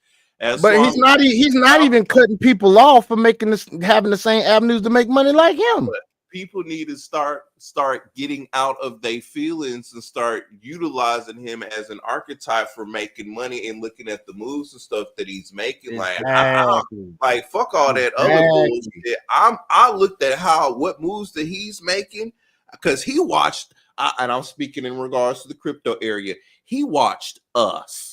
And look at what he's doing to make money. Once he realized, oh shit, y'all can do this, we're able to do this and everything. Mind you, it is the crypto space that's got everything going. Mind you, the whole economy is going towards crypto to save the motherfucking economy in the first place. I just got to put that out there. Now, go ahead and continue, because man, let's go. The Gilded Oval, the Rose Garden Club, flagpoles that hit the stars. After Trump coaxed Netanyahu into a ceasefire, Trump gave him a 40-minute White House tour. Aides say Don the Builder's obsessed with making the people's house perfect. Friends who walk in get polled. Which tile do you like better? And then he tells Susie. Insiders say he's stamping his legacy on the presidency and on the White House forever. No one can get rid of the ballroom. It'll be difficult to take all of the gold away. Who would even do that? Y'all, what did I say earlier? You did say that. What did I say earlier now? You said that. And then also, they don't understand that having parts of this White House be gold, that's securing something for America. You got a part of your white. If it got to the point where you just went to fucking bare minimum and was so in debt, couldn't do nothing, you got gold in the White House, bitch. Exactly. You got something on that. Is the next Democrat president going to be ripping out the polls, patio, and gold? Will there even ever be another Democrat president? I hope not. Trump's a perfectionist. I hope there'll never be another Democrat president until they get their shit right. But when have they ever had their shit right? I don't want Dixiecrats as presidents, period. When have they got their shit right? My theory is this, dude. After the motherfucking Confederacy lost the fucking war, dude, and the Democrats were the Confederacy, they weren't in motherfucking Union. Federalists were in the Union, became Republicans. And if y'all don't do y'all history, you do realize that a lot of black people helped start the Republican Party. I mean, Black Wall Street was Republican. Remember, we was making so much motherfucking money in our little area that we maxed out what the United States did, and they were all Republican. And who burned down Black Wall Street, dog? Now, so the thing, who the burned down crazy Black thing Wall is, Street? when you talk about Black Wall Street, right? The A Democrats. lot of people before that, a lot of people don't realize that during the time of the Great Depression, Black Wall Street, the lovely folks over there, they were doing international business deals. Yep. And so they were making stupid money, but they was also they were making international business deals through trade and labor, because remember, Russia was going through their what you would call it, the Industrial Revolution, and so a good amount of black folks from the Midwest did go to Russia to help Russia, to work in Russia, but they also wound up moving there. And so at that time, yeah, I could see how it was jealousy because of wealth, and how things started off like, okay, well, we're supposed to be the dominant race, but they are we're poor, but they ain't poor. So why ain't they poor like us? We should have more than them. And so I could talk about how you could probably find evidence how the government probably was involved during the tear down of Black Wall Street. I bet you there's probably information out there like that. Do it now? I bet you there's information out there. Now, hold on. I've been sitting here looking at shit while y'all was talking. Now, Black Wall Street, right? It was in the Greenwood district, which was led by Republican Mayor T.D. Evans. Now, what the Republican Party in that area did wrong at the time was he publicly blamed the violence on the so-called Negro uprising, and it was widely discredited by historians and survivors. But listen to this. He's the mayor, right? He proposed rezoning the Greenwood district for industrial use and relocating Tulsa's black population to the northeast part of the city. This plan was ultimately blocked by the legal challenges from black attorneys like Buck Colbert Franklin. So back then we had black attorneys. Yep. But here's the important thing to know. While Evans was the mayor, this is what AR says. It's checked different sources. It's important to note the local law enforcement and deputized white citizens were complicit in the violence, and state and federal authorities failed to intervene. The massacre was not a result of a single party's policy, but rather a border system of racial injustice and purity. However, I asked it, were some of the Tulsa local law enforcement and deputized white citizens linked to any hate organizations? And it said here, yes, historical evidence strongly suggests that some Tulsa law enforcement officials and deputized white citizens involved in the 1921 Tulsa Race Massacre had ties to the hate organizations, particularly the Ku Klux Klan. Okay. Yep. Now, what are the foundational origins of the Ku Klux Klan? They're supposed to be, well, that is technically, it would be unions. Technically, was founded in 1865 in Pulaski, Tennessee, by a group of former Confederate soldiers. It began as a social club, but quickly evolved into a violent white supremacist organization. In 1865, shortly after the Civil War ended. 6 former Confederate veterans, including J.C. Lester and James R. Crow. Now, And that's the reason why in Django, I told people stop taking Django as a historic fact, because the Klan was not created during the during the civil before the Civil War. So, black folks. were the founders of the KKK part of the Democratic Party? Yes. Many of the early Ku Klux Klan members and sympathizers in the late 1860s were affiliated with the Democratic Party, which at the time was dominant in the post-Civil War South and opposed Reconstruction efforts. However, it's historically inaccurate to say the Democratic Party, as an institution, founded the KKK. But you don't understand. The party switched. And that bullshit there. And so, hold on. This is how I stumped the leftist one time. I asked him a question, and I was like, "Is it easier to hide in plain sight, or is it easier to just have everything like a dog whistle and be all just dog whistling everywhere? Which one is better? Hiding in plain sight, or like what? Because you're not going to be the suspicious one if you're. Oh, hello. Sorry, I'm talking too loud. I'm sorry.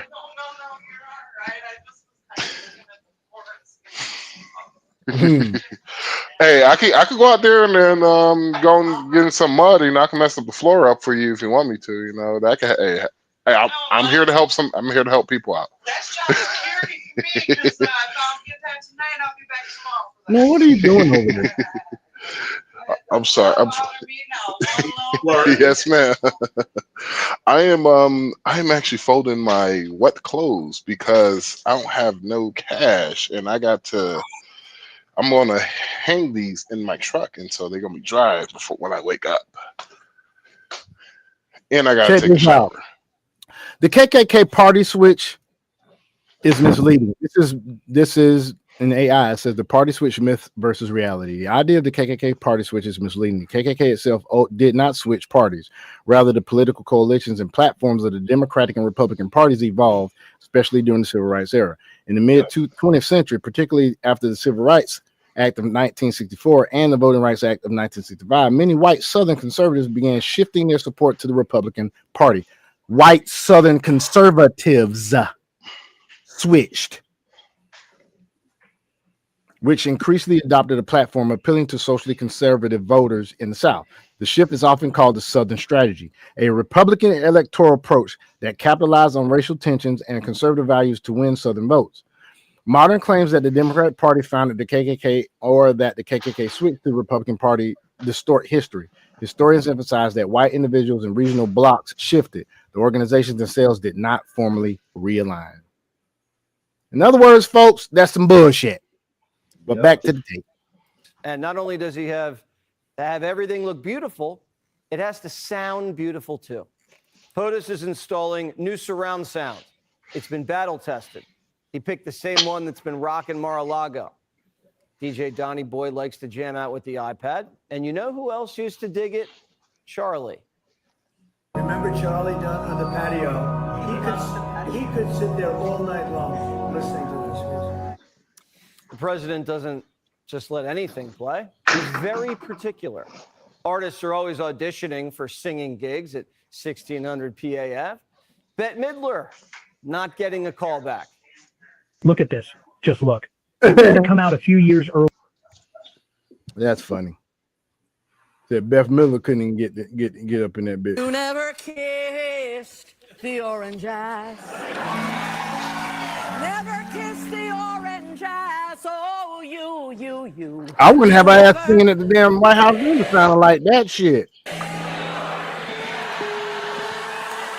Who's that? Sorry, Bette. The White House. Bette Midler, man, she can't sing no more. Needs something with a little more class. And Democrats Did you ever know Trump you were my beautiful hero? Architecture. What have Democrats built besides 7 car charging stations? Hey, Sean, hold on one second. Sean, I need to hop in the shower real quick. So I You need could have about. put that in the private message, dog. Okay. Right. I'll be back in. I'll be Right. back in 15 minutes. EM fucking I, nigga. Damn. God On the damn. live on top of that. Do me a favor, please. Oh, thank Get you. out of here. Get out of here, man. Obama's library. Unprofessional. Later in the show, we'll have an analysis. Crockett's the face of the party, and the only thing she's built is a shoe collection. There's a Damn. lot of things that people believe is going on. There's an That's issue true. You with can his see the shoe face. collection. You see, you know how stupid that is, man. First of all, bitch, why the fuck are you damn talking on Fox News or wherever the fuck you talking on at the point in your shoe closet, bitch? You are fucking putting on. That's what you're doing. You want motherfuckers to see what you got. You stupid as shit. Why don't you have a goddamn home office? You are a congresswoman, right? This makes absolutely no fucking sense. That's like, just think about, man, if I was in her position, that's like me goddamn having a goddamn virtual in my closet with my Jordans all behind me, and you see my watch collection, my fucking colognes and shit, nigga. Right. I wouldn't do that shit. You know, oh, he's bashing a black woman. No, I'm bashing an idiot. That's what I'm bashing. I'm bashing an idiot. Why aren't you in your home office? Huh? With a Benjamin Banneker portrait on one side and a Martin Luther King portrait on the other, and a nice picture of your reverend mom, your reverend dad, and your mom in the corner so they can see that too with your ghetto ass. There's an issue with like maybe drop foot. And then cognitively, he's never necessarily been an Einstein, but seems like the decline is happening like. This is from the same lady that actually went on fucking YouTube or wherever she was at, and she said that police are not to prevent crime; they're to enforce crime, force laws. They're not to prevent crime. I'm like, do you hear this shit, Dragon? I mean, she said that shit, dog. She said police are not meant to prevent crime. That's what she actually said, dog. I couldn't believe it, dog. And she was a defense attorney before. I mean, she's telling the truth. That's the reason why they're called law enforcement. Yeah, but at the same time, laws are meant to prevent crime too. If you look at, like for instance, speed limit signs, does that prevent you from going over the speed limit? Doesn't it warn you? That's true. Exactly. I mean, police. I get what you're serving as security at an event is to prevent crime. And it's for serving and protecting, which is what they do. So I don't know the fuck you talking about. Like this, right? Like he's a madman, like he's crazy. Maybe Trump is a little crazy in love with America. And if Trump's mad, it's because they shot Charlie. It's not like he's Kathy Griffin crazy. Trump thinks he's a king. And, you know, he's not. He's barely a president. In fact, guess what? I'm going to say something that's going to get me in trouble. I don't think he won in a free and fair election. You heard me. I'm coming out and saying it myself. I don't care if that means I look crazy, because Elon Musk, I don't know if you remember, but he was giving out $1 million checks to people if they would vote for Trump. That's illegal. It's unconstitutional and illegal. So that was happening. And the fact that... Where was he giving a $1 million check? Y'all want to fact check her real quick? Yeah, let's please go ahead and fact check her ass. Let's go ahead and fact check her ass. Where my check? You give it out. I know this sounds so bad that I can be bought like that, but it's not like that. I'm just saying, like, if you giving out thousands, where my fucking check at? Shit. Was Elon Musk giving people money to vote for Donald Trump during the last election? No, Elon Musk did not directly pay people to vote for Donald Trump, but he did promote a controversial sweepstakes that offered $1 million daily to petition signers in swing states, which raised legal and ethical concerns. So he had a sweepstakes.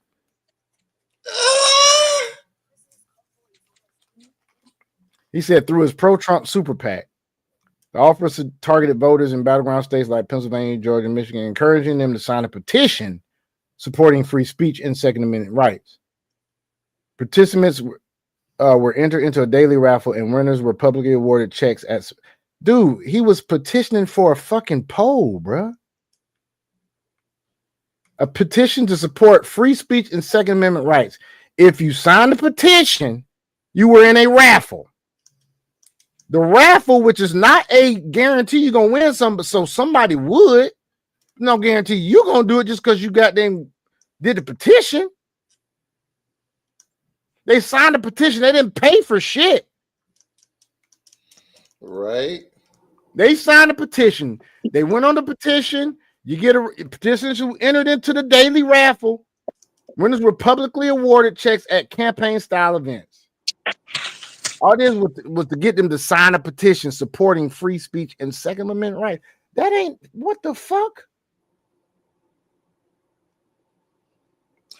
I don't know, bro. It says here, fact check findings.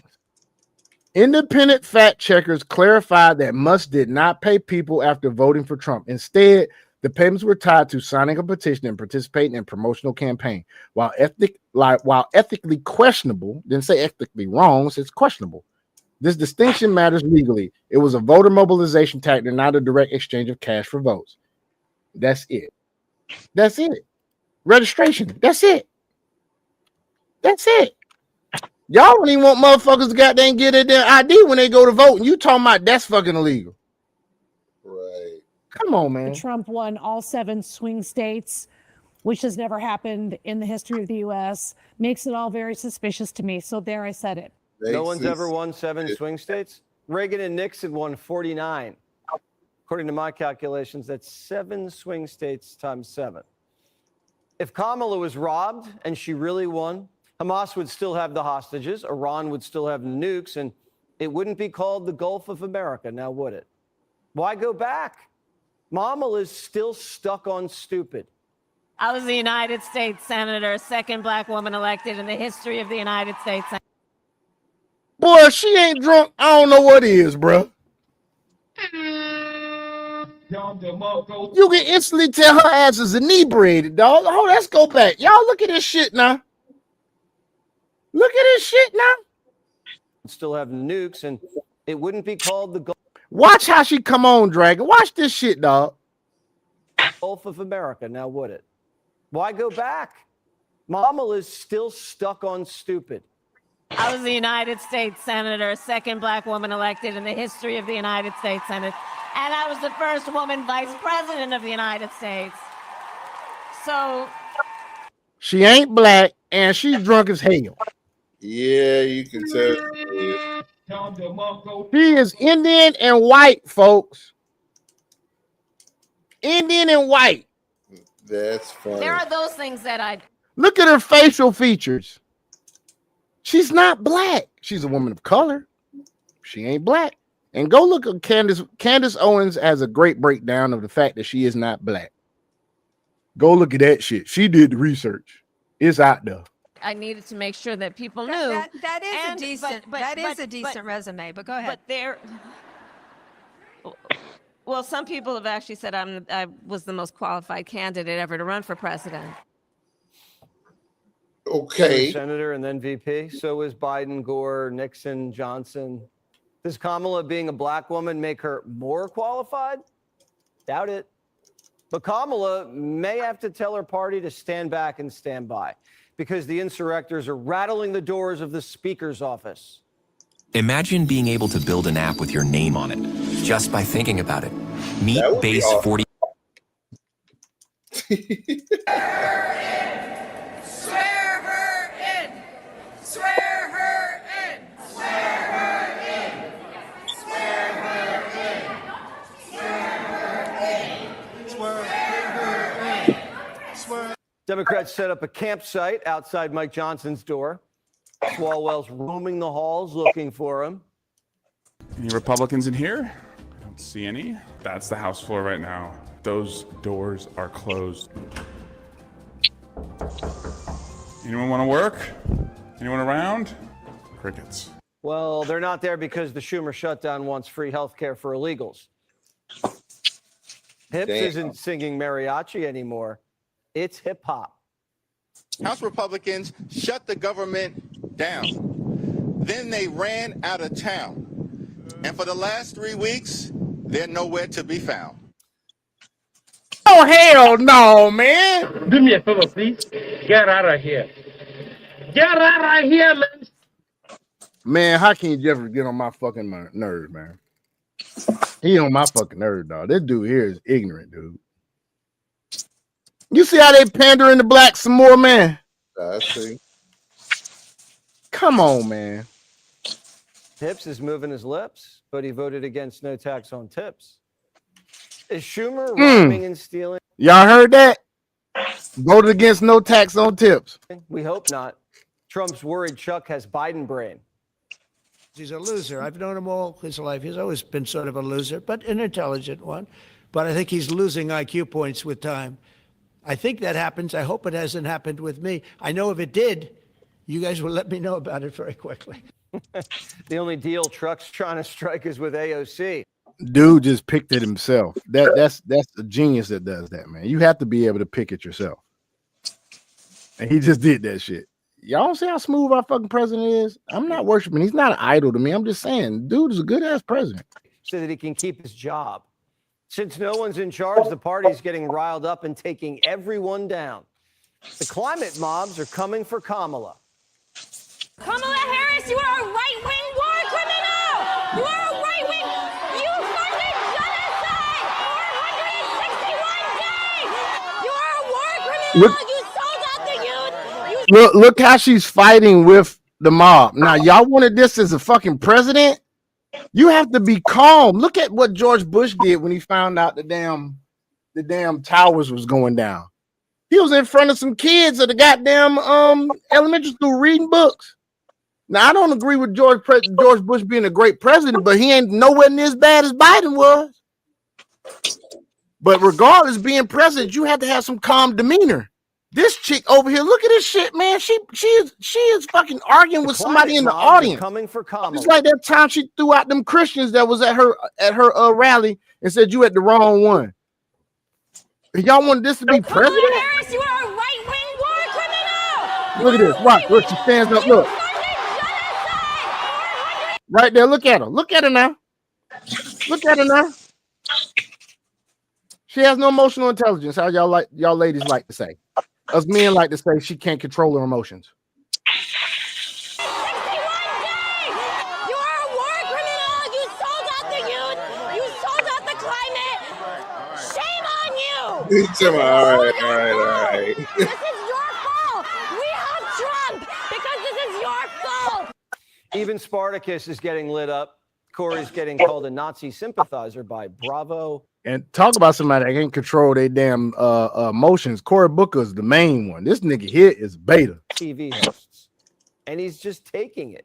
Watch how he acts. I feel like the opposition needs to be no across the board. We're not giving you a centimeter. And I think there's been a lot of capitulation. I think there's been a lot of Neville Chamberlain type appeasement from Democratic leadership. And you're one of them that's kind of been disappointing to me. So you see that, folks? Banning this $39. See that what's going on, right? The Democrats are cannibalizing themselves.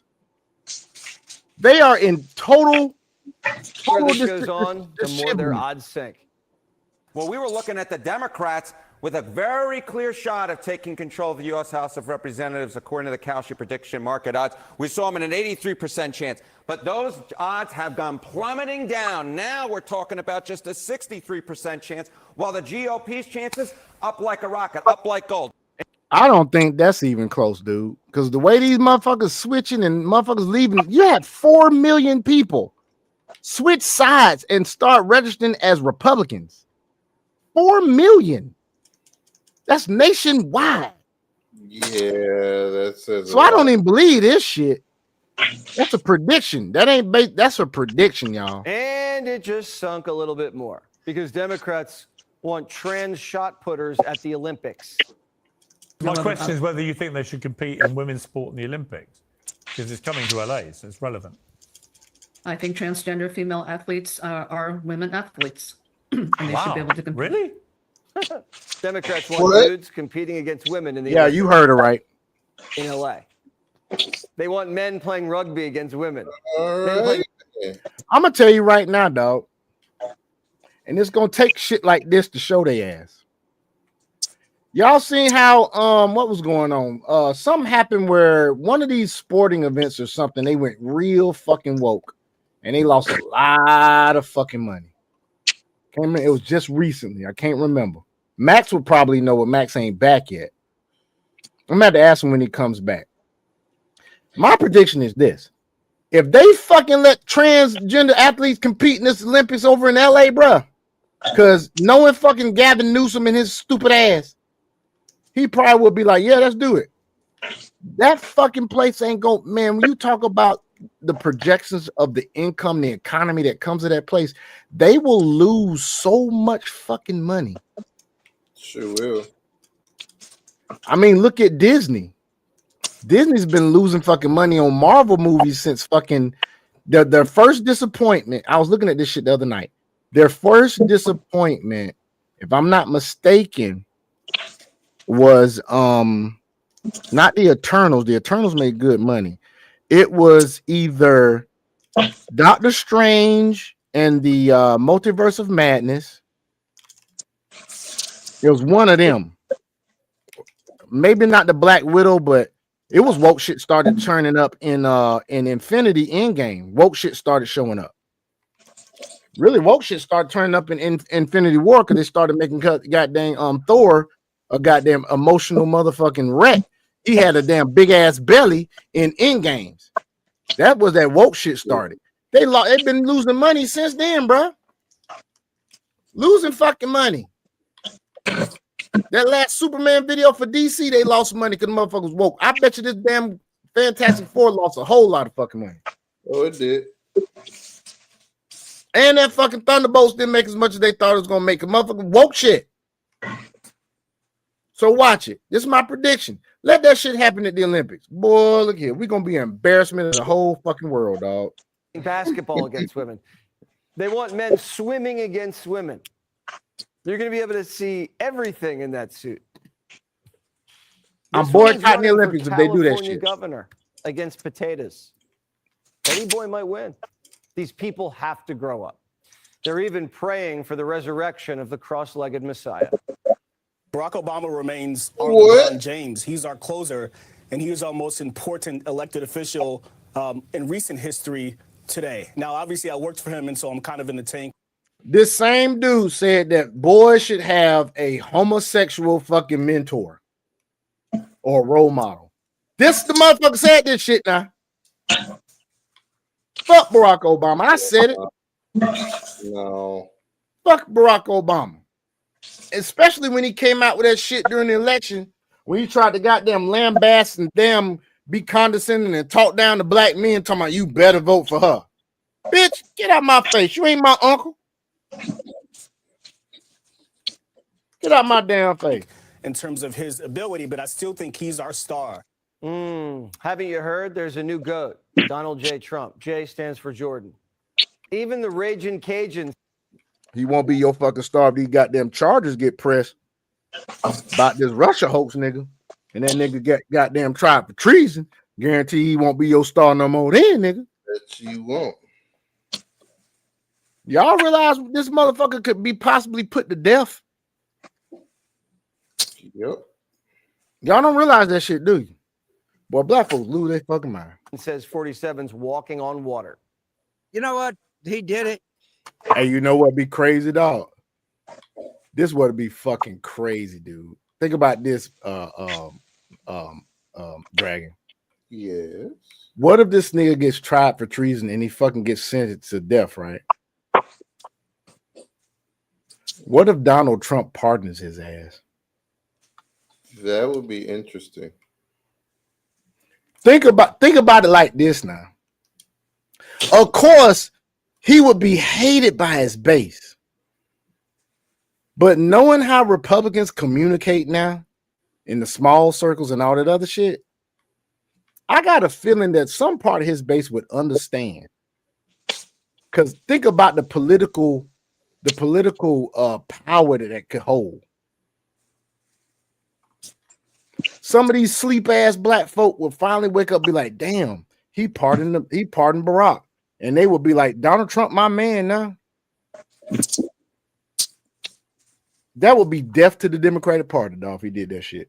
He would have to risk. But see, it's the thing. He can risk it. You know how he can risk it? Check this out, Dragon. If he made the decision on his own, you know how he could risk it? How's that? He can't run for president no more. Right? That's true. It wouldn't be the Republican Party that would take a dive, and JD Vance could come out and be like, he don't approve of it. Right?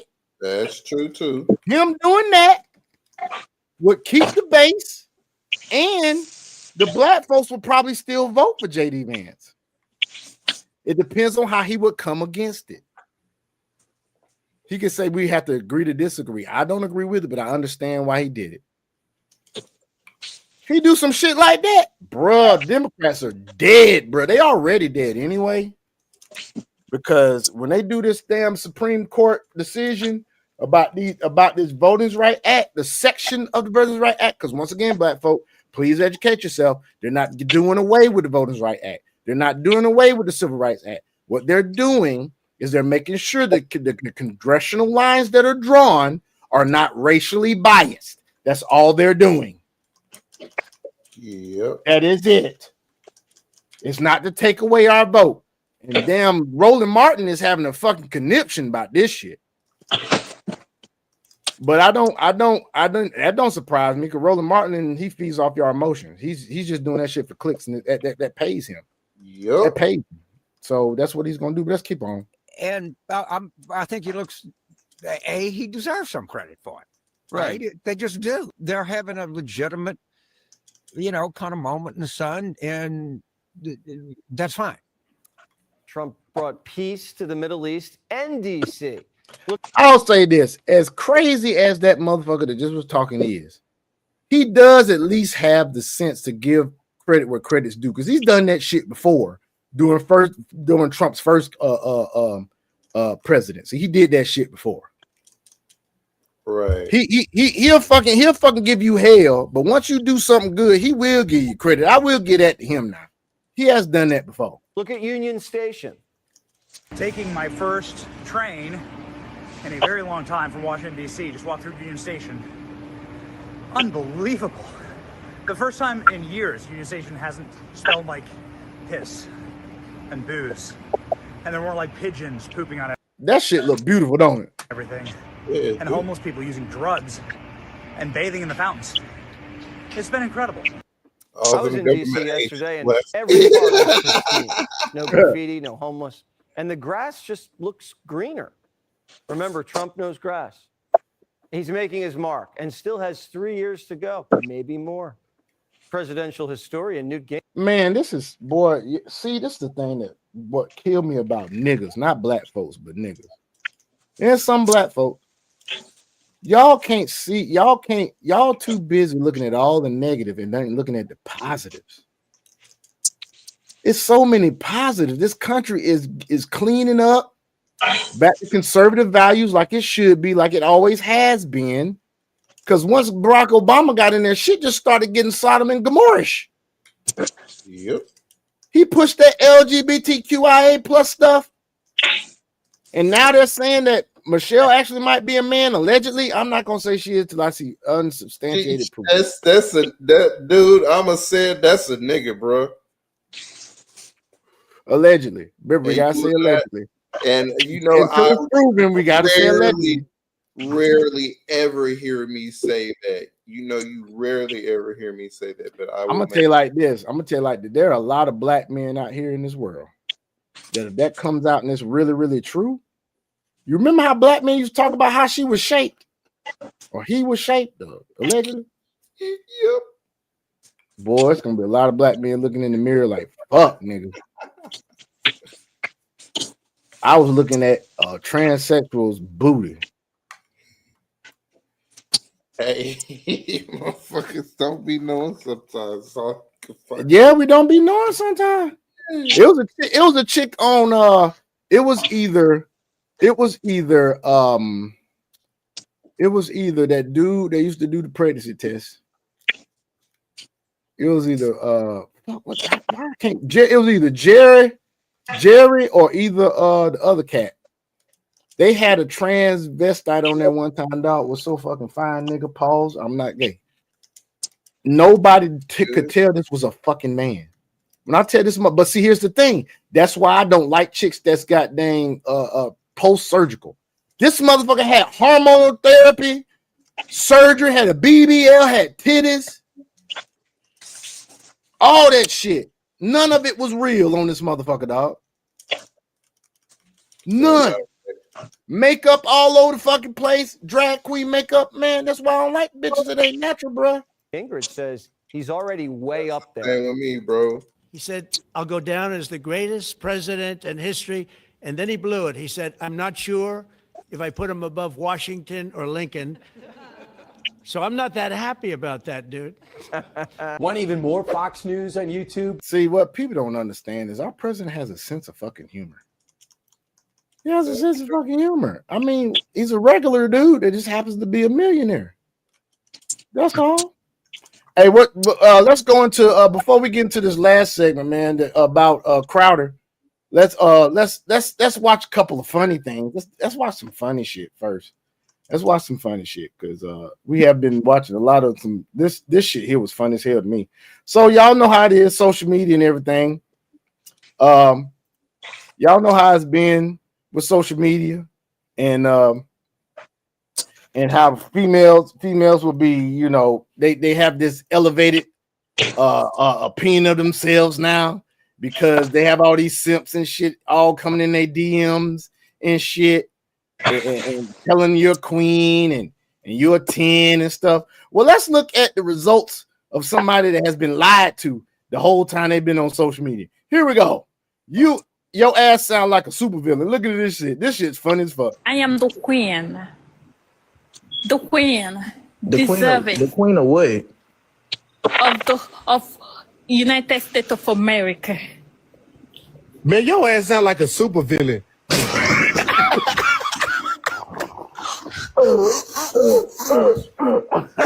Look at her face, man. This shit funny as shit. Oh my god. That shit funny as hell. United States of America. Hey, no bullshit. What the hell? Oh my god. Yeah, that shit's funny as fuck, man. All right, let's go to another one. Man. Listen to this shit here, man. These motherfuckers, boy, I swear, they need they need to be humble. They need to have humility. And we all about that. Whether it's man or woman, you need to be humbled on this motherfucking podcast. You hear me? We're gonna play that shit. Here go another one. Man. All I got is yak on me. Come on, shut the fuck up. Shut all that shit up. Fuck. Ew, you ugly. You fucking moose face bitch. Shut your ugly ass up there. You like a fucking moose. You like a backyardigan, you ugly ass bitch. Now, mind you see this right here, y'all. Next to it says it's under Ray E05. That's a backyardigan. That is a backyardigan right there. That's what he just said. Let's go. Get your dirty ass out of eating that sloppy ass chicken, leftover chicken from last week, you ugly ass poor bitch. And that nigga in the background, he be eating that nasty ass twat box you got, and he don't ever tell you how it stink and it tastes weird. You nasty bitch, your pH levels fucked. I know, but y'all type of weird bitches that be fucking your family members and shit. Y'all be sucking your brother dick and all that. You be bored. You be like, brother, pull your pants down. I want to suck your dick. I'm bored. You ugly ass bitch. Get the fuck out of my face, whore. You talk. Damn, dog. Giving them the fucking business. I've been laughing at shit like this all day, bro. I'm telling you, bro, this shit funny. All right, in this next one, a day in the life of independent women. Look at this shit right here, Dragon. Look at this shit right here, my nigga.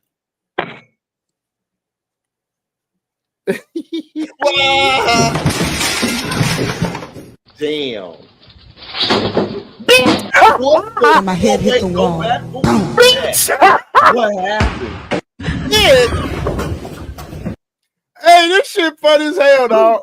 Bro, go back real quick. I gotta see how the fuck she just slammed into the wall like that? Hold on, man. I got every time. Instagram. You got to refresh the shit every time. Here you go. That's hilarious. Yeah, she hit the pole doing a high jump, dog. You saw that shit? And she would be in Oklahoma on top of that. Oh my god. Here we go. Dang, she got a nice booty on her too. You ain't see them panties, man, when she fell. I seen that. Now, what's crazy is that she's a teacher. So a teacher don't got enough motherfucking sense not to do that. That's funny though. DEI. Bitch.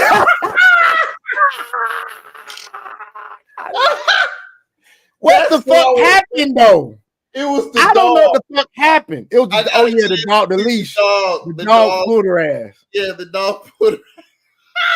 Yes. The baby. Look at these comments. The baby. Not a day in it. I feel so sorry for the grandma. Here we go. Then my head hit the wall. Boom. Bitch. Oh. That's the grandma, I guess. Yep.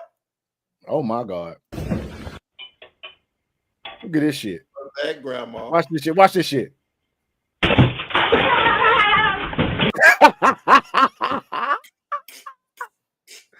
Oh shit. Oh shit. Like, why didn't he tell her ass you shouldn't do that with a mason jar, dog? Open the shit. Pressure builds up when heat is applied. It's called atoms. They vibrate at a higher frequency. Yep. Pressure, heat rises, pop. There go the fucking jar lid. You dumb fuck. I'm sorry, Grandma. You ain't dumb, but okay.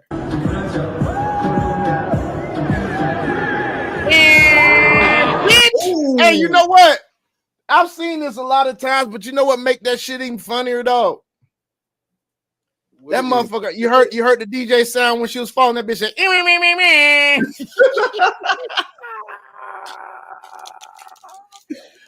oh, he gets good hell. Hey, continue it on. Bitch. The baby, go get the baby, nigga. Oh my god. Independent women. The child, but the little boy was like. Now this is the dude. Hey, so here we go, folks. We're not biased. This is a dude. Bitch, you fat fuck. Go goddamn take you some damn 2 tablespoons of apple cider vinegar in a cup of glass every day, and 1 glass of water.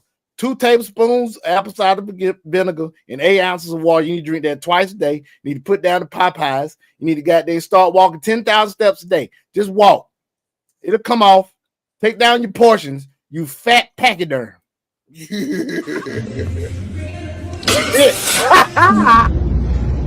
Oh, I can't get the stretcher up, so I'm gonna kick it, dumbass. Bitch.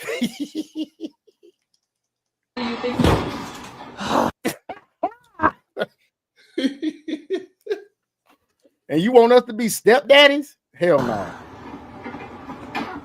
At what point you gonna sit the fuck down? My God. She My say, God. what point you gonna My sit? God. Hey, we got more, folks. Hold on. We got more. Watch this shit. Boy.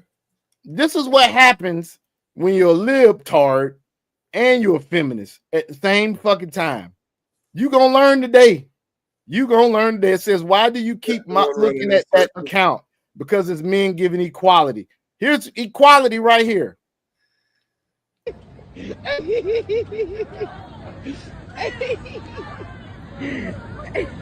So if you don't know what happened, these bitches just came up and wanted to start assaulting this motherfucker. If a man was doing that, he'd been arrested. So they just just walked up and started started his assaulting ass. him? Yeah. So Sean, what was the question you say you want to ask me? I heard a little bit. I just couldn't hear everything. Oh shit. It was about fuck. Damn, man. It was something in in the Jesse Waters segment, man. If it come to me, I'll go back to it. He was like, I wish Max was here. I asked him a question. Look at this shit.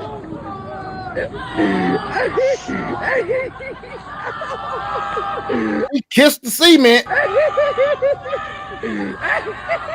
Hold on, the person who was attacking the person? The women that were attacking him, he's just egging them on. And they're swinging and he's damn dodging and shit. Yeah, he ain't doing nothing. That's not against the law what he doing. Nope, he ain't hitting them. He ain't doing nothing to them. You want to go attack somebody else?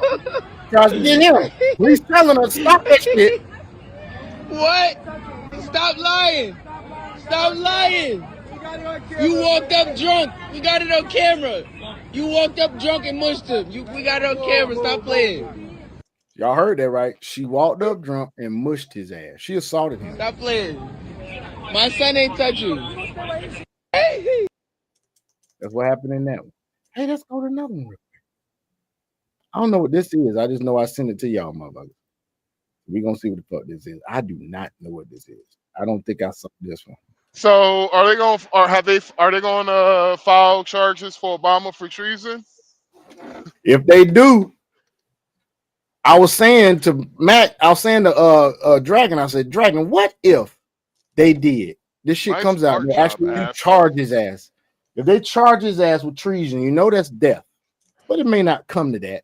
But if it does, do you think about the political power that could come to Donald Trump if he pardons goddamn Obama? He will pardon Obama. Huh? He would pardon Obama. He So would. he pardons Obama. Now check this out. And I told Dragon, I said, Dragon, the base may not be happy about that. However, he doesn't run again to be president. JD Vance does. And if JD Vance says, we have to agree, disagree. I don't agree with it. However, I understand why he did it. The base would respect JD Vance already for coming against him. But the people that are on Obama's side, they would side with JD Vance just for being understanding, and he would gain so much political power. Well, so the same problem the left has, the right do have the same problem. But here's the thing: the right doesn't have. See, our mindless zombies, they ain't going outside and protesting like that. Like example, the only protests. There's only 2 times I could say the right really protests was January 6th. And the protests during COVID with them bitches driving in the cars. They had a car protest. They're not really going to do anything because, honestly, the ones that are truly violent, on the right, they ain't really going out for not for nothing. They training too. They trade, nigga. And so that's the reason why, whenever, people talk about Civil War, I was just like, you really not really thinking how, like, I'm like, the Civil War is over in a couple of weeks, bro. Oh, yeah. And the casualties is going to be very low on the right and high on the left. Oh, that shit end before that shit get too high. I bet you that day, that'd be the day women know the difference between the men and the women on the left. And I'm gonna be just defending mine, defending my family. I'm gonna be out here I'm gonna be chilling. You ain't gonna see me out there, goddamn, in no fucking regiment. Like, we could be going through the Civil War right now. We just don't know it because remember, during the Civil War, it was just a regular day. Bleeding Kansas was just a regular day. You have some people during the Civil War never experienced no form of violence, didn't see nobody died, none of that. But you have some people seeing all type of gruesome shit. Yeah, you have people in the South that were not in the battling areas. That plantations just kept on doing what the fuck they was doing. You had people in the North going through their jobs. The Army was doing their thing. Confederate Army was doing their thing. People still going through their regular everyday stuff. I mean, if you think about it, these protests and all these violent outbreaks and shit going against that shit is like a civil war. I'm not out there right now. You're not out there right now. But let's watch this, and then we'll go to a little. Dragon want to have a little crypto discussion, and then we'll go to that if we have time. We'll go. We got time, but we'll go to that Crowder barbershop shit. Watch this shit now. Ah! Ooh, if she got a she hitting that bitch. If she wasn't a big back, she would have been down. Yep. If she wasn't eating Popeyes by the fucking box load, she would have been down. If she wasn't goddamn holding up the line at Chipotle, she would have been fucking down.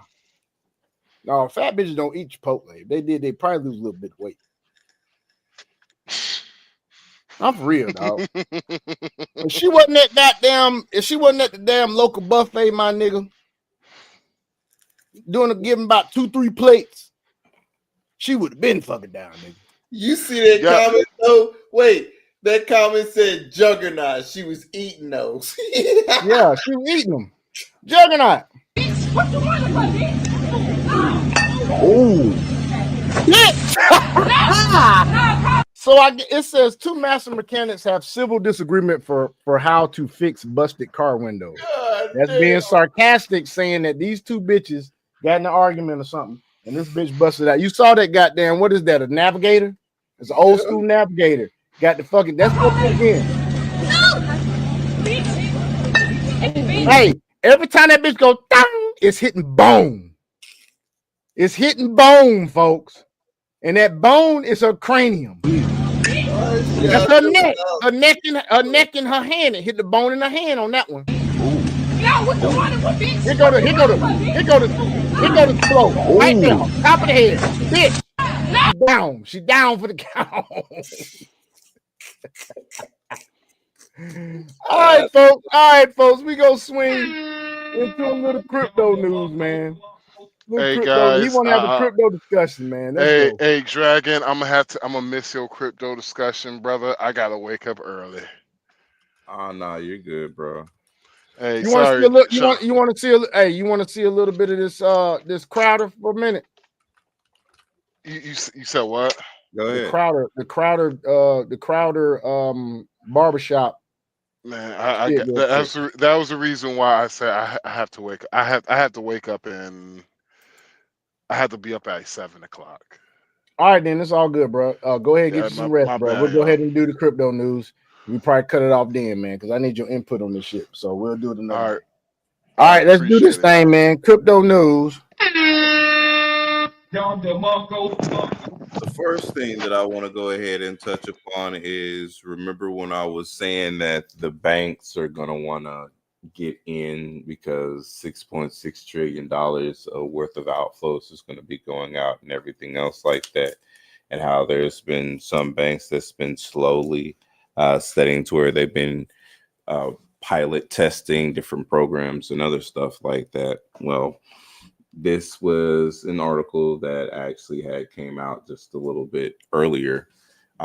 It's in correspondence with another article that came out with a couple of days ago, but Citibank or Citigroup's impending foray into direct crypto custody marks a seismic shift in traditional finance's embrace of digital assets.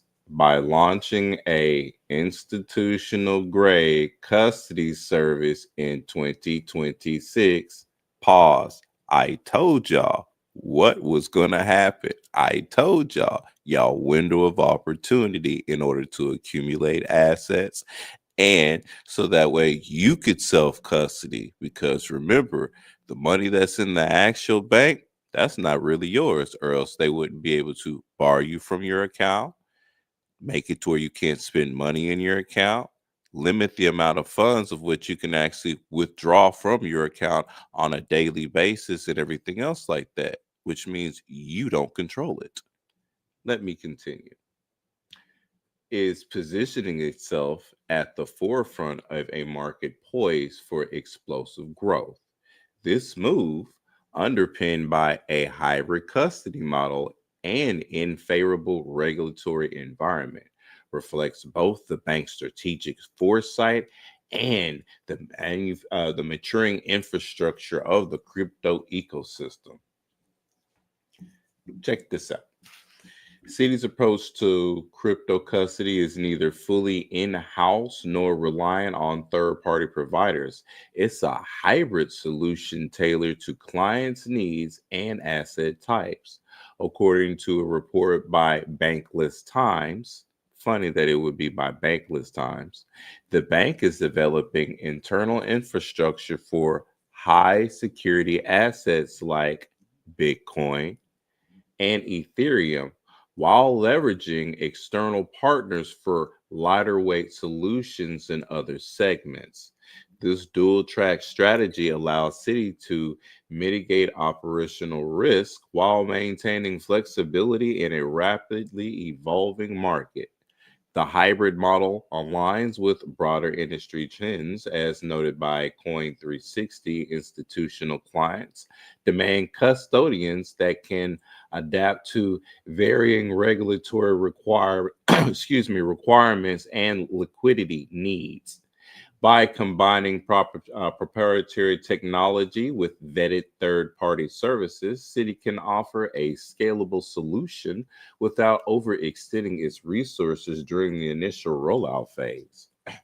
So, regulatory tailwinds and the Genius Act. Citi's ambitions are bolstered by U.S. regulatory landscape, particularly the Genius Act, which has created a clear framework for stablecoin issuance and custody.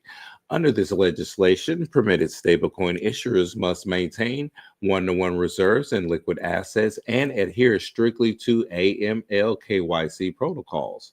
For Citi, this legal clarity reduces uncertainty around compliance, enabling the bank to explore stablecoin issuance and tokenized deposits with confidence. The Genius Act also introduced a tiered regulatory structure, allowing smaller stablecoin issuers to operate under state frameworks until they exceed $10 billion in issuance. This flexibility could benefit Citi's partnership with firms like BVNK, a stablecoin infrastructure provider, while ensuring the bank remains within federal oversight parameters as it scales. So, market demand, a 3.7 trillion opportunity. Pause for a second. It said 3.7 trillion opportunity. Institutional demand for crypto custody is no longer speculative. It's a $3.7 trillion market by 2030. I have to say this before I continue on real quick. Big bro, hasn't my deadline been by 2030 and by 2032 for a bunch of stuff? Haven't I been saying that for the longest? And to where we need to accumulate, have stuff in custody, figure out these DeFi protocols, and get everything else in segments before the banks roll out and do that, seeing that they looked at what we're doing in order to escape from him, and now they're adopting that sequence in order to keep certain individuals within their system. Okay, thought so. So, let me continue. It is a $3.7 trillion market by 2030, per projections cited by Stablecoin Insider. Citi token services, which facilitate 24/7 cross-border transactions. I wonder what they're going to be utilizing for cross-border transactions and payments. They're already primed to capitalize on this demand. By integrating custody with its existing tokenized infrastructure, the bank can offer end-to-end solutions for asset managers, corporations, and governments seeking to tokenize reserves or streamline settlements. The strategic value of stablecoins cannot be overstated, as Forbes highlights Citi's exploration of its own stablecoin. I told you they was going to be coming out with their own. Potentially for enterprise payments, positions it to capture a slice of the market projected to grow from 150 billion today to 1.6 to 3.7 trillion by 2030. Pause. I know we've been pausing real quick, but I'm doing that to help you, to get you guys to think and see the difference in numerical value as to what the current marketplace is, which is 150 billion by 2030, which is what, 4 years and 2 months? Well, excuse me, 4 years. Yeah, 4 years, 2 months, and 2 weeks away. So 1.6 to 3.7 trillion, not billion, trillion. So think about the amount of money that's going to be injected, utilized, processed, and the assets of what you have before the banks start wanting to custody it by next year in 2 months and 2 weeks. Well, the next fiscal year. Let me say it like that. Next fiscal year is in 2 months and 2 weeks is when they want to start go ahead and custody it. So you have that amount of time. Well, really not even that, to continuously accumulate, reallocate, utilize default protocols and other segments, so that way you have compound bearing interest and yield in regards to your assets. So by the time that they wind up buying up all this shit, because I think that there's going to be another dip, and that dip is going to allow them to scoop up a bunch of whatever the fuck is left, pretty much, for the most part. And then after that happens, you're going to see the motherfucking market skyrocket because they hold all the assets. And now they can distribute it out like how they want to in the forms of ETFs and other things, just like how BlackRock has been doing with Bitcoin. MicroStrategy has been buying up a bunch of Bitcoin and putting out there in the forms of ETFs, and they've made more money off of ETFs within 8 months than they have on gold in 20 years. Says so in writing for themselves. And remember, Larry Fink did come out and say that they're going to repot traditional assets and put them into the digitized format, because now more people are able to get in and have a better understanding, and they can fractionalize most of those assets. So most people will have some, which brings in a form of money, which allows them to have the overall tangible asset, but give it out in fractal pieces. So why not for yourself have the actual asset in itself versus just getting pieces of the asset of what they want to give out? Since they're the ones that's pouring the money into the marketplace anyway, just to help you to think. Now, that's not financial advice. Do what you want to do. Just wash my shoes. All I'm saying is think about it. Now, let me go ahead and continue. This aligns with the bank's broader vision of modernizing cross-border finance through blockchain-based infrastructure. You know, we've been hearing cross-border a lot from a variety of different areas. You hear cross-border, cross-border, cross-border. Pretty much global interoperability is what they're going for. Okay. So strategic implications for investors. This is where it gets good for us. Citi's custody initiative is more than a product launch. It's a signal of confidence in crypto's role within traditional finance. For investors, this represents a confluence of factors. Regulatory endorsement. The Genius Act framework legitimizes digital assets as a core financial infrastructure component. First, moreover advantage. Citi's 2026 launch timeline gives it a head start over peers still navigating regulatory ambiguity. Ecosystem synergy. By linking custody with stablecoin issuance and tokenized deposits, Citi creates network effects that could lock in institutional clients. However, risk remains. The hybrid model's reliance on third-party providers introduces counterparty risk, and the stablecoin market's volatility could test Citi's risk management frameworks. Yet, given the bank's capital strength and regulatory alignment, these challenges appear manageable. Conclusion. Citi's crypto custody strategy is emblematic of a broader shift. Traditional banks are no longer spectators in the crypto space, but active participants building the next generation financial infrastructure, repotting traditional finance, as per what Larry Fink was saying. Now, all of that should link up to you.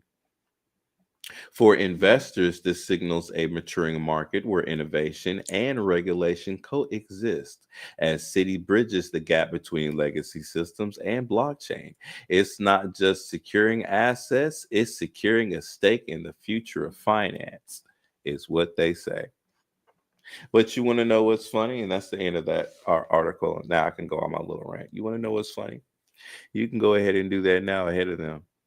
Now, I understand to where if you're not too good in facilitating your assets and or you're the type of individual, and I have to go there, you'd rather put the blame on somebody else for if something were to happen to said assets because you're not the one that's actively managing it, but then you can turn around and say, well, you're messing up on this type of stuff.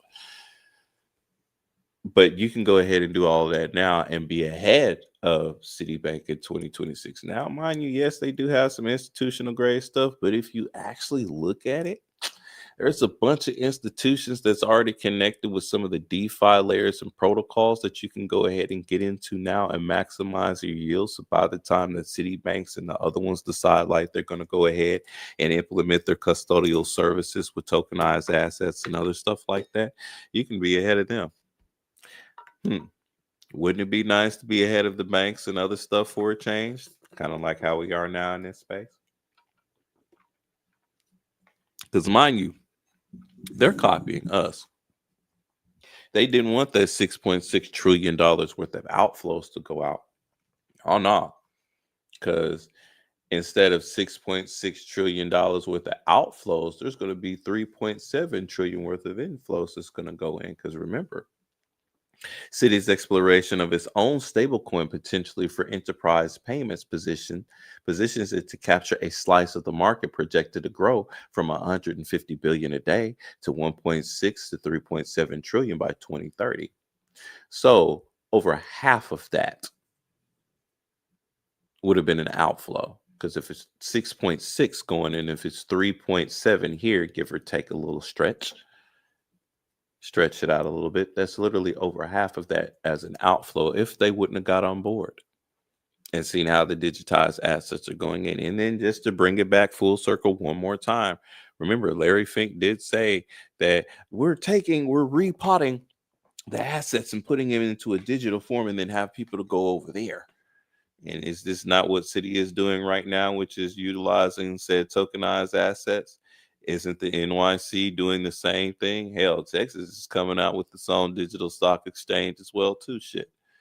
So seeing that everything is going digital and all this stuff is happening before your eyes, why aren't you taking advantage of the stuff of what's privy to you right now? That's the only question that I have for y'all. Like I said, you do what you do. I'm not giving you financial advice. I'm just telling you and giving you what's up to what's going on and how you can get yourself situated. So once everything is in a digital economy, and when they go ahead and bust out with that universal basic income, you won't be one of them people that's on that. Because that's coming. That's definitely happening, especially with digitized assets. And now how everything is going over to a digital-based system, which if you thought that they were printing money beforehand, think of what they can do in the asset sense now. They just have a regulatory framework to go one-on-one parring with the dollar bill, but don't they print the dollars like crazy? Now, granted, there are some stable coins that actually have a liquidity cap, which means that it actually does have a good value that's going on behind it as well, too. Hence, all the fintech companies, well, not all but the vast majority of the fintech companies are coming out with those. But notice that they're getting the bank charters to go behind it, so that way they have the legal framework from a federal standpoint, a CTC standpoint, a CTFT standpoint, and a DTCC standpoint as well too. Boy, I love them acronyms. So because they're taking all the legal framework and the regulatory stance on it and making sure that they're all in compliance, good to go. Which means that in another sense, if you are a coder if you're a programmer or if you're in the IT and you're leaning in that area, you will win rolling forward. But yeah. Oh, here's the other thing too. Y'all really need to get into this DeFi stuff. Y'all are sleeping on some money, man. You need to learn how to look at some DeFi protocols. One of my favorite that I love calling out the most is VVS Finance on the Kronos blockchain, dealing with crypto.com. And I'm a proud supporter and member of crypto.com, of which it is a marvelous way for not only for you to get into your traditional stocks and investments, but as well when they come out with their tokenized stocks, it's something really good to get into. You can also stake various tokens on their platform that they have. They do have arena drops as well too. So by you go ahead and staking other various currencies besides Crow, there's different ways for you to gain other currencies on that platform. You level up, and there's just a slew of different things of which you can actually benefit from it. So I'm a strong promoter of the Kronos ecosystem and crypto.com itself. But on there, you can use VVS Finance. So that way you can go ahead and start staking and utilizing your Crow and other assets as a liquidity pairing, utilizing VVS and or as well with Vino Finance that's on the Kronos ecosystem, which is the lending protocol as well too. You can tap into both of those cross chain and start making some additional money on yourself. So start looking into those DeFi protocols so that way your assets is making money for you. Of course, do your research and your due diligence in regards to how to successfully navigate through DeFi. As well, beware of impairment loss. So, which is if you have two pairings in a system, such as an example, USDC and let's go with Doge as an example. And if there is a price drop in Doge that is a significant amount, you will reach impairment loss. So let's say Doge is 25 cents and it drops down to 5 cents, you're going to reach impairment loss on your pairings. In which, in regards to that, there's a smaller bit that can get liquidated. Now, if you're paying attention to the market, of course, you have your notifications when it says, hey, it's down by this percentage. And or if you're a programmer, you have bots that's on standby thanks to Python programming, you have your API keys and other stuff linked into the exchange of where you are networking from, then you can go ahead and make sure that that bot goes in there, takes out your order and other stuff like that, waits for the marketplace to rebalance itself and for that that coin to go back up and then replace the order back into the liquidity pool. So it's stuff like that of what you can do. Now, for more detailed information, like I said, do your due diligence and research, and or you can reach out to us here at the 3-Man Podcast. We can go ahead and we'll get you into our little DeFi group that we do have, because we are making sure that our assets is making money for us. We didn't already seen it. We see a daily return. We know how to manage in our portfolio so that way our stuff isn't just sitting there and we're not at the beck and call of the marketplace. Because if the marketplace doesn't necessarily move, you know what I'm saying? We're not over here like, oh, the marketplace isn't moving. Oh, and we also love red days too, because that just gives us another chance to, one, reallocate our assets from said liquidity pools. Two, go ahead and make sure that we take advantage of the dip so that way we're getting more of said assets at a much lower price, because a lot of people attach their emotions to the assets of what they put up there, of what they were willing to lose in the first place. Let me run that back to y'all again so that way you can fully understand what I'm saying to you. You have a lot of people on red days that will be quick to sell their assets because their emotions are tied to the assets of what they were willing to put up to lose in the first place. And that's the number one key thing of what you always hear in trading, no matter if it's Forex, stocks, crypto, or anything else like that. Do not put up what you are not willing to lose. So because they have their emotions tied to that and they see, oh shit, it's dropping, they automatically start going on an impulsive nature, either to withdraw, start selling, or other stuff like that. Now I understand, like if you put a stop loss at your order because it's going down, or you're stopping your order, that's one different thing. But most of them like to sell their assets and other stuff like that. If you need to sell your assets, though, I'd tell you, go ahead and sell your assets. Like I said, it's not financial advice. I'm just putting people up on game for certain things of what happens. Just like the other day when all that money was liquidated, it is unfortunate that people did decide to take their life at that point in time.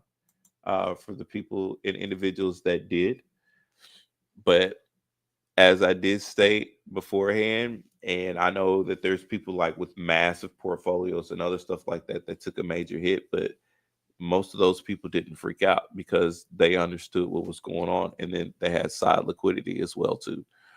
See, one of the other good things about the stable coins and that they've come out with like the Genius Act and everything else like that is, remember, those stable coins give you one-to-one par on bearing. So even though you do have like your assets such as like XRP, XLM, HBAR, Quant, Doge, Polygon, Multiverse, Digibyte, stuff like that, still need to make sure that you have some either USDT, USDC, VUSD, which is VVS's.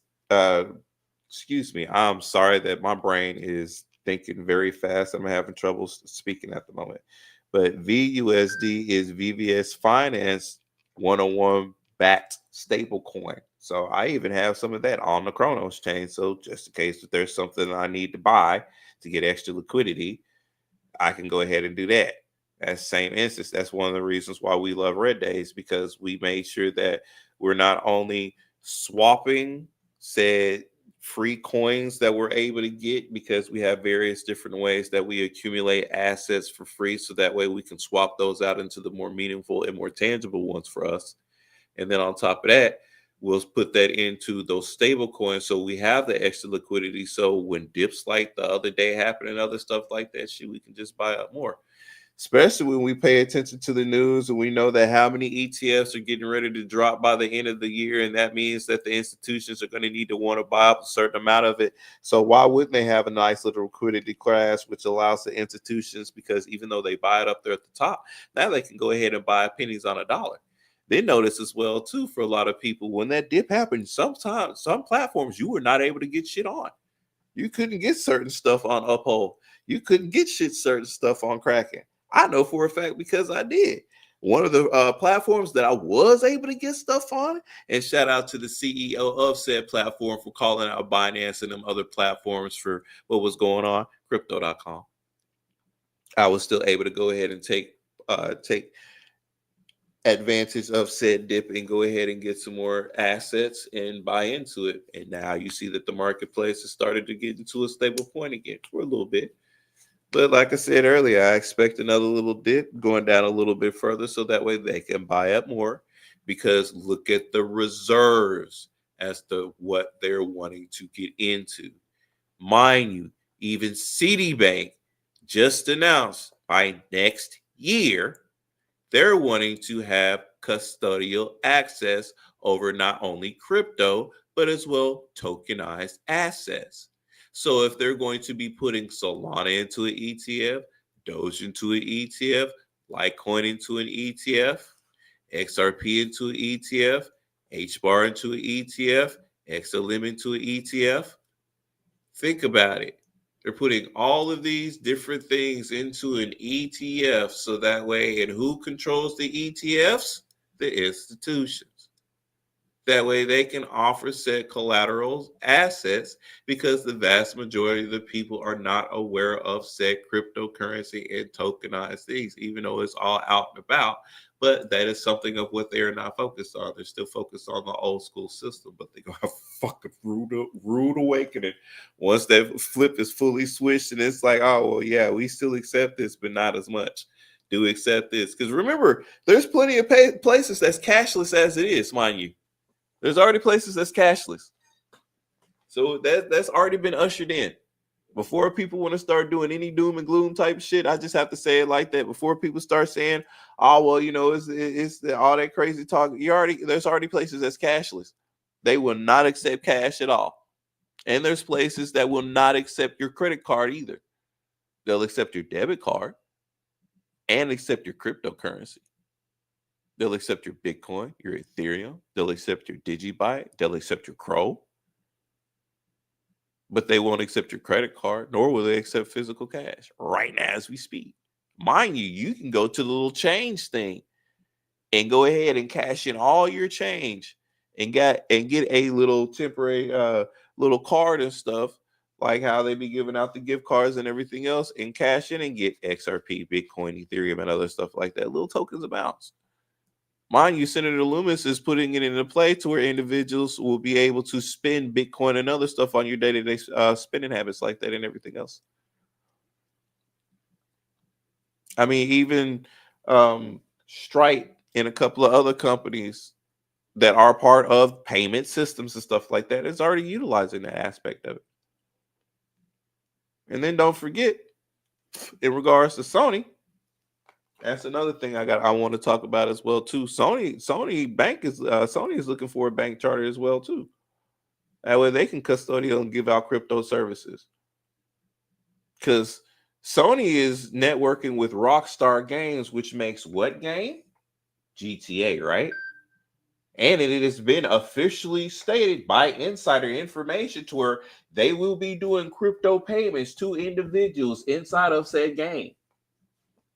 So, funny how Sony is going ahead and get this bank charter so that way they can go ahead and offer cryptocurrency in the form of stable coins. And I told y'all a long time ago they was going to allow motherfuckers to get paid inside of a GTA 6 in the form of cryptocurrency, the payment rails of what they're looking into and the other aspects, and that's just been leaked, which that's going to allow motherfuckers to play that game, get paid, utilize it, and everything else. Because remember, AI can't take your physical paper, but they can take your digital currency, especially when it comes to making payments and other stuff like that. And you already do that as it is when it comes to when you're calling in to make your payments for any bill and everything else like that. How often are you actually physically walking over there to the store? When are you walking over to your electric company in order to pay your electric bill? When are you walking over there to the water company to pay your water bill? When was the last time people actually did that? It's been a long time, unless I know certain people that have to go like down to like 7-Eleven or something else like that because they utilize cash in that fashion. But outside of that, ultimately, people don't do that. They call, give them a series of numbers, and they deduct a digital amount from that account. Every bit of money in your account that you have with said banks and everything else, remember, they give you bank notes, IOUs, not backed by any actual legal tender, because remember, the individual, when it was backed by something, they popped his head. So they're giving you IOU pieces of paper, banknotes, but everything in your bank account is a digital representation. It's not the actual physical paper. So that's why I wanted to go ahead and get that out the way. That's been in the works for a long time now, and we've already been streamlining it.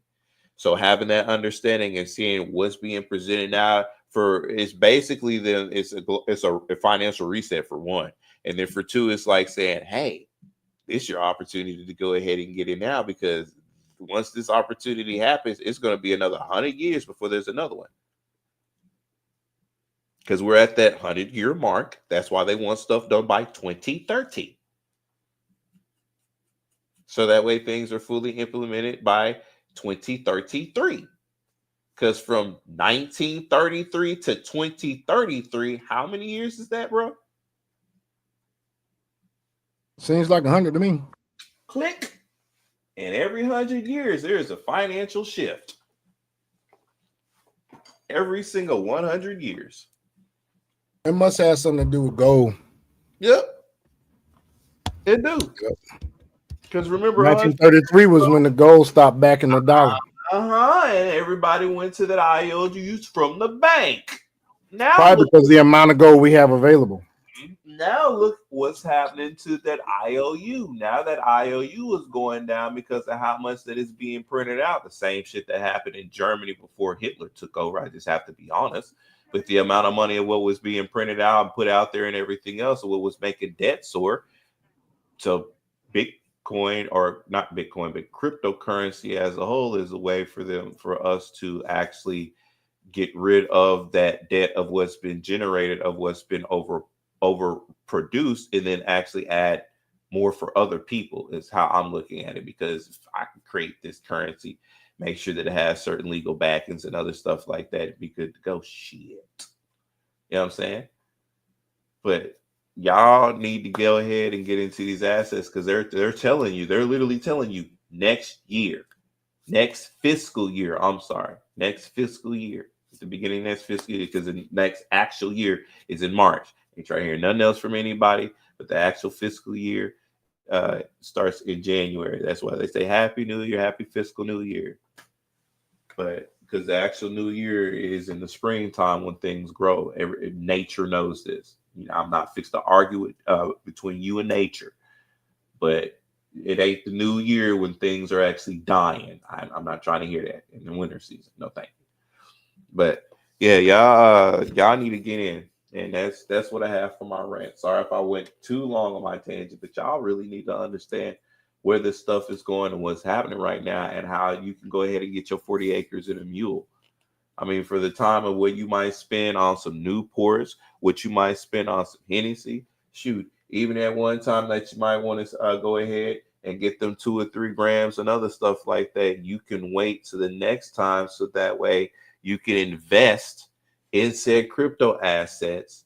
So by the time that those assets actually quantify times 4, times 10, or anything else like that, then you can go ahead and get you 120 grams, because you've invested for yourself long term. So you see long-term returns coming into you, which means that you're making money, especially since people are losing their jobs left and right. Shoot, I even had my position terminated at the company of what I was working for 10 years.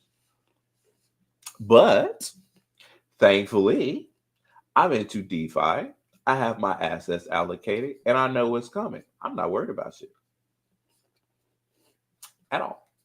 And then I have the opportunity of working at another place temporarily until I transition where I want to, which is within the fintech company. So I'm good.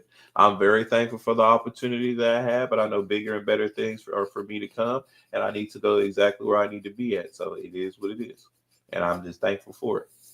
Anyway, that's all I got, big bro. Dog, we appreciate you, folks. It's been a good live, man. We're gonna actually continue. It's gonna have to be probably after the weekend, because I'm gonna see my mom. Like I said, I gotta go see my high school play. They are 6-1. Hopefully I get to see their ass play on Friday, man. But it's been nice, folks. We're gonna go ahead and end it there. Have a blessed evening, and please read. Reading is fundamental. Please read. Peace out, y'all.